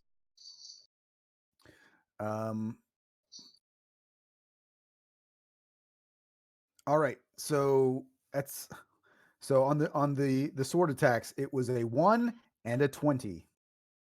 Shield. It's a 26 with the 20. Yeah, he meant natural 20. Oh, okay. Yeah, natural 20. Sorry. Yeah, because totals. It was a 7 and a 26. So it was a natural 20 and a natural 1. Yeah, I think this one's gonna do it. So it's Constitution saving throw. I won't even roll on the table unless, because that fails. So you take 9 points of piercing damage, and then 24 points of poison damage. Yeah, I'm down. And I'll let you decide. Do you want me to roll on the table to see if you actually just die outright? If you want. Because you might. Yeah, It's your okay. character. I'm fine either way. No, I'm happy with the roll. Go for it. All right. So it is a 74 on the table here, that's dangerous. The higher the number. I think it's at least triple damage. What is this? This is piercing damage. It is triple damage, and you are unable to cast spells with a somatic component for 1d6 rounds. So, but I feel like it would be triple the base damage and not like the bonus poison damage. I feel like that's the appropriate way to do that.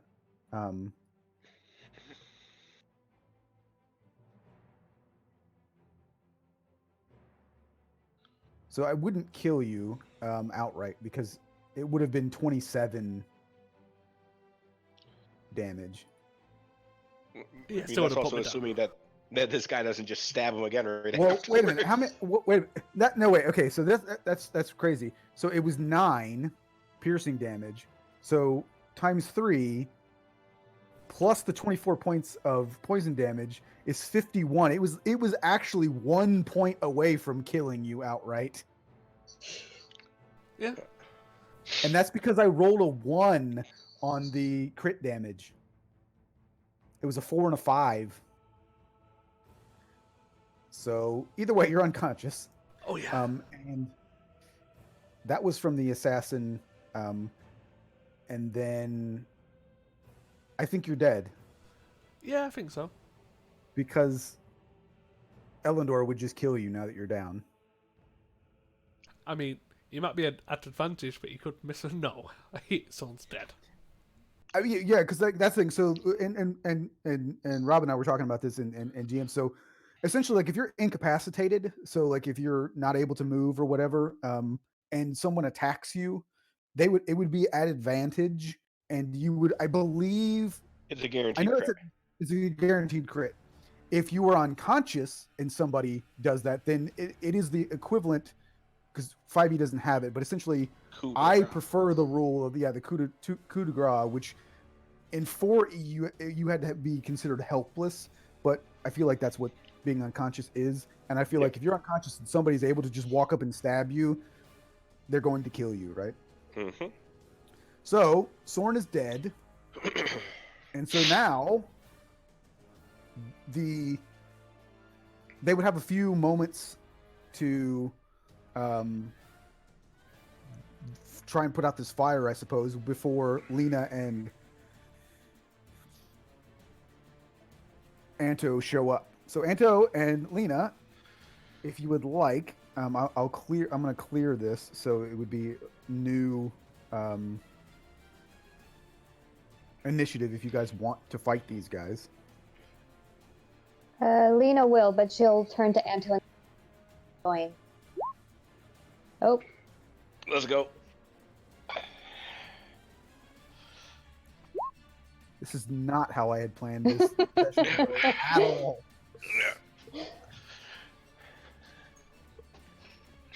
Yeah, generally I would have played that smarter, but I did want to try and play the character correctly. Yeah, I mean that's the way to do it. I always prefer the do what your character would do. Well, I mean, I think, Matt, from what you told me, for the disciples, once you get a mission, it is not an option to fail. So That is correct. That is correct. I really don't have a choice in the matter.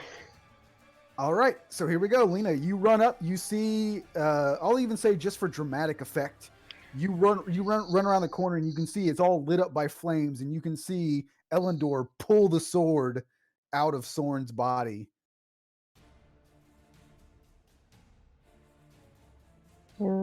how far away is she? I'll say you guys are probably about running around the corner there. You're probably maybe 30 feet away. Okay.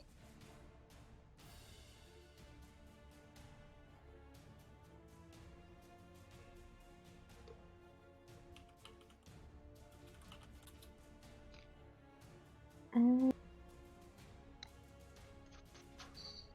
she's gonna take a blunderbuss and fire at him.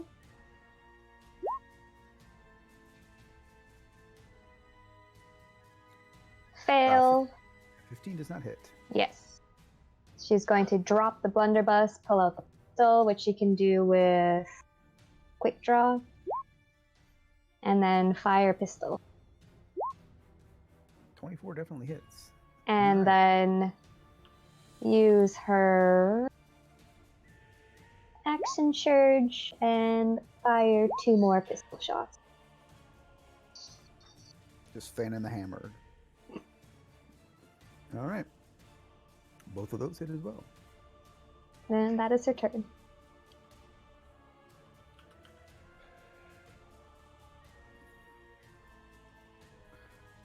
All right. So at this point, the assassin that was attacking Soren with the swords is also going to pull out a crossbow, and they're basically 4 crossbow bolts, the ones that took Anto down before. We got 4 of them coming your way between the 2 of these guys because they rolled initiative together again. All right, so a 23 and a 23. Yep.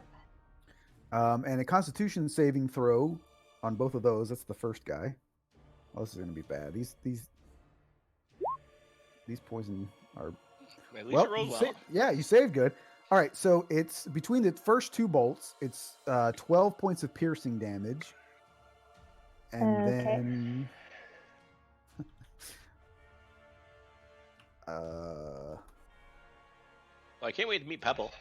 Yeah. I'm excited to play Pebble. So this is...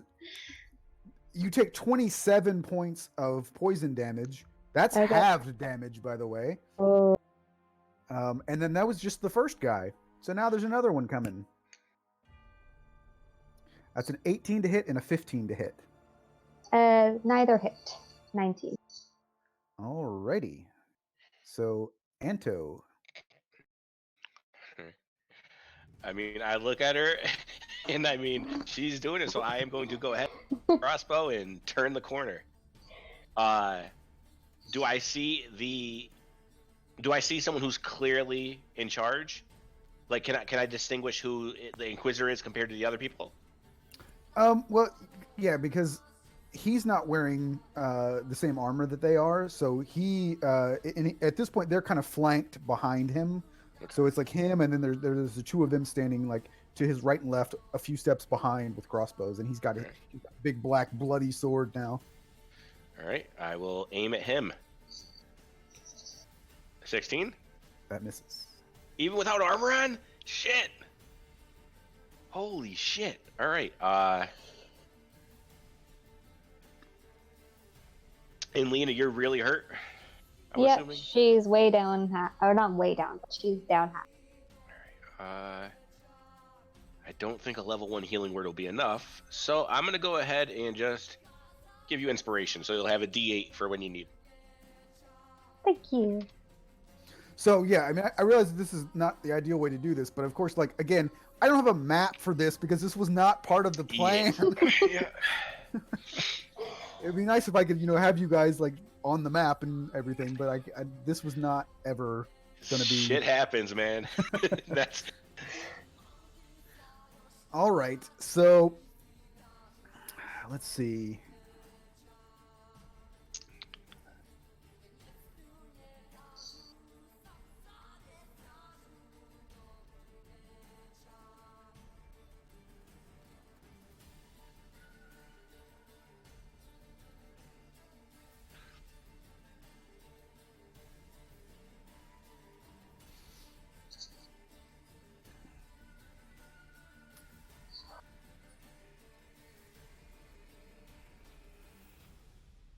All right, so you see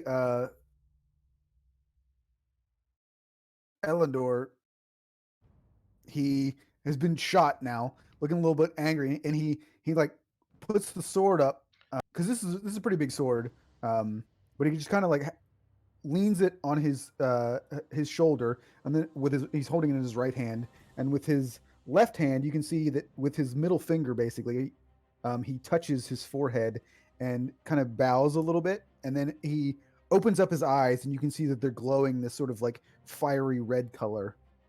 And then he charges at you, Lena. Yep. And attacks you twice with the sword.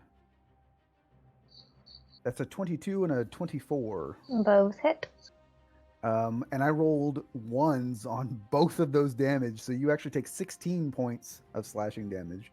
Lena only has 2 HP left. But it is your turn. Yay.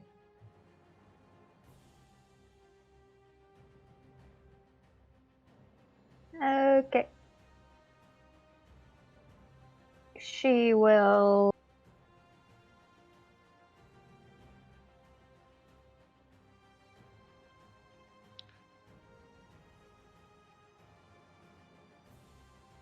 I guess if she takes a step back, I'm assuming the blade still has range enough?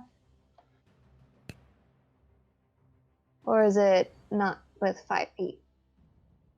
I think it's for range. I believe it's if you're within melee range, you're at disadvantage with a ranged weapon. I Yeah. believe that's the Yeah, if you step back, you can do it.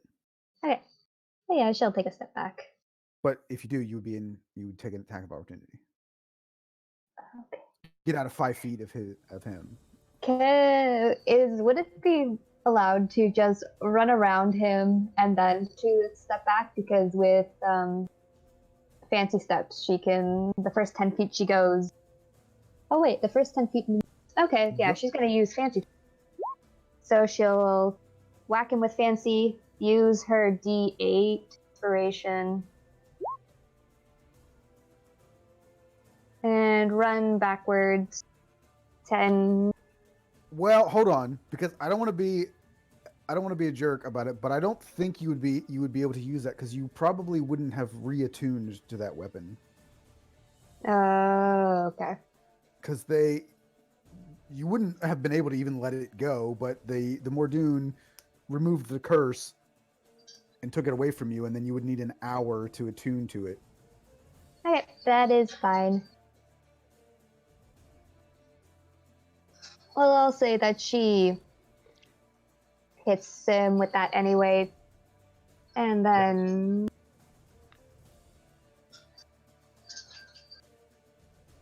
Yeah. I'm just double checking on that. How long it takes to attune the weapon. It takes an hour. Is it an hour? Mm-hmm. Yep, that is fine. She whacks him twice with fancy. So the 23 hits. And does the 15 plus 7? Oh, yes, that would also hit. All right.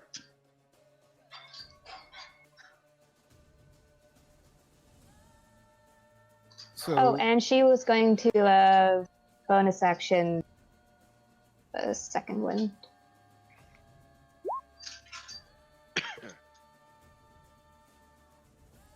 alrighty. Probably won't help much, but...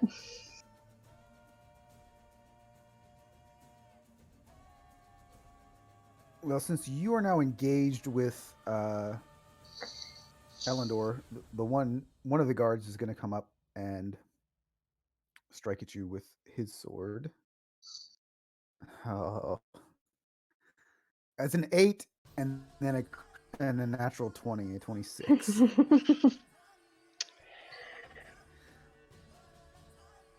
So roll Constitution saving throw first, because these guys are using poison weapons. Bye bye, Lena. Nope. Yep, Lena died, probably. Yeah, she did. Because it would be 14 points of piercing damage and then 20 points of poison damage. So if you'd like, I can roll on the table and see if you could die outright, or you can do saving Sure. throws. Let's do it. That's a 10, so that's low on the chart. Kind of feel a little bad now. That is okay.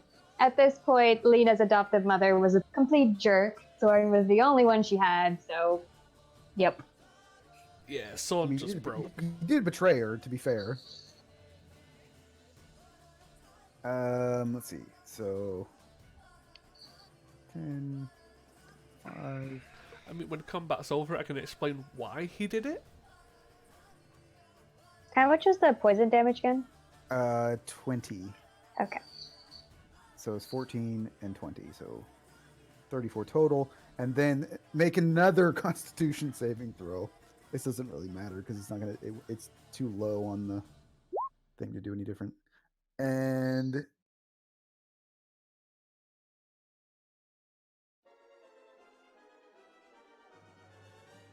you saved on it anyway, so it doesn't matter. Nothing else happened. You would have taken an additional 1d4 damage if you failed, so it wasn't going to do anything special. Okay, Lena is unconscious.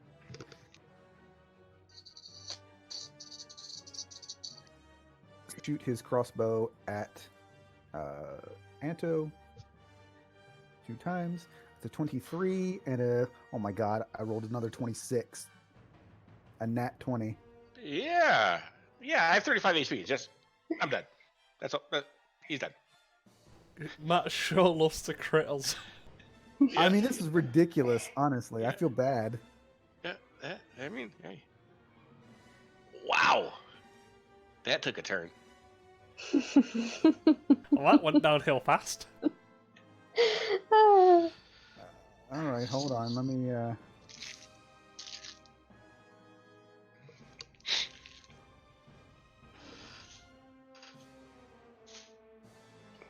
Because I always like to. Because I don't show it, but I just wanted, again, I just got to show it. Because look at that, and that's max damage on every roll. Yeah. I mean, when I say that, I'm only joking. I'm not calling you out, but you crit. No, I know. But I mean, I'm just like, but that right there that's ridiculous because that's crit everything. That's every roll is crit. I mean, the absolute most you could have done with 76 would have been 3 points more damage. So it's 51 points of damage total there. Yeah. So I'm gonna because everybody else did it. Let's just see what happens. I mean, they're gonna kill you anyway. Oh yeah. And look at that, a 100. All right, man, you go fuck yourself. He really wanted to kill you. He just decapitated me with a fucking crossbow. The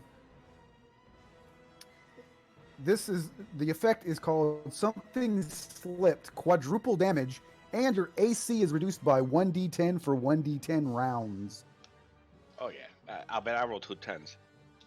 So you've just taken 50 damage, quadruple to 200 points of damage. Well, it would only be, I think it would be the 19 quadrupled. I mean, that's still. Yeah, so it would be 76. It would be 108 damage that you would have taken. Yep, that just goes over a little bit. That would have just killed me.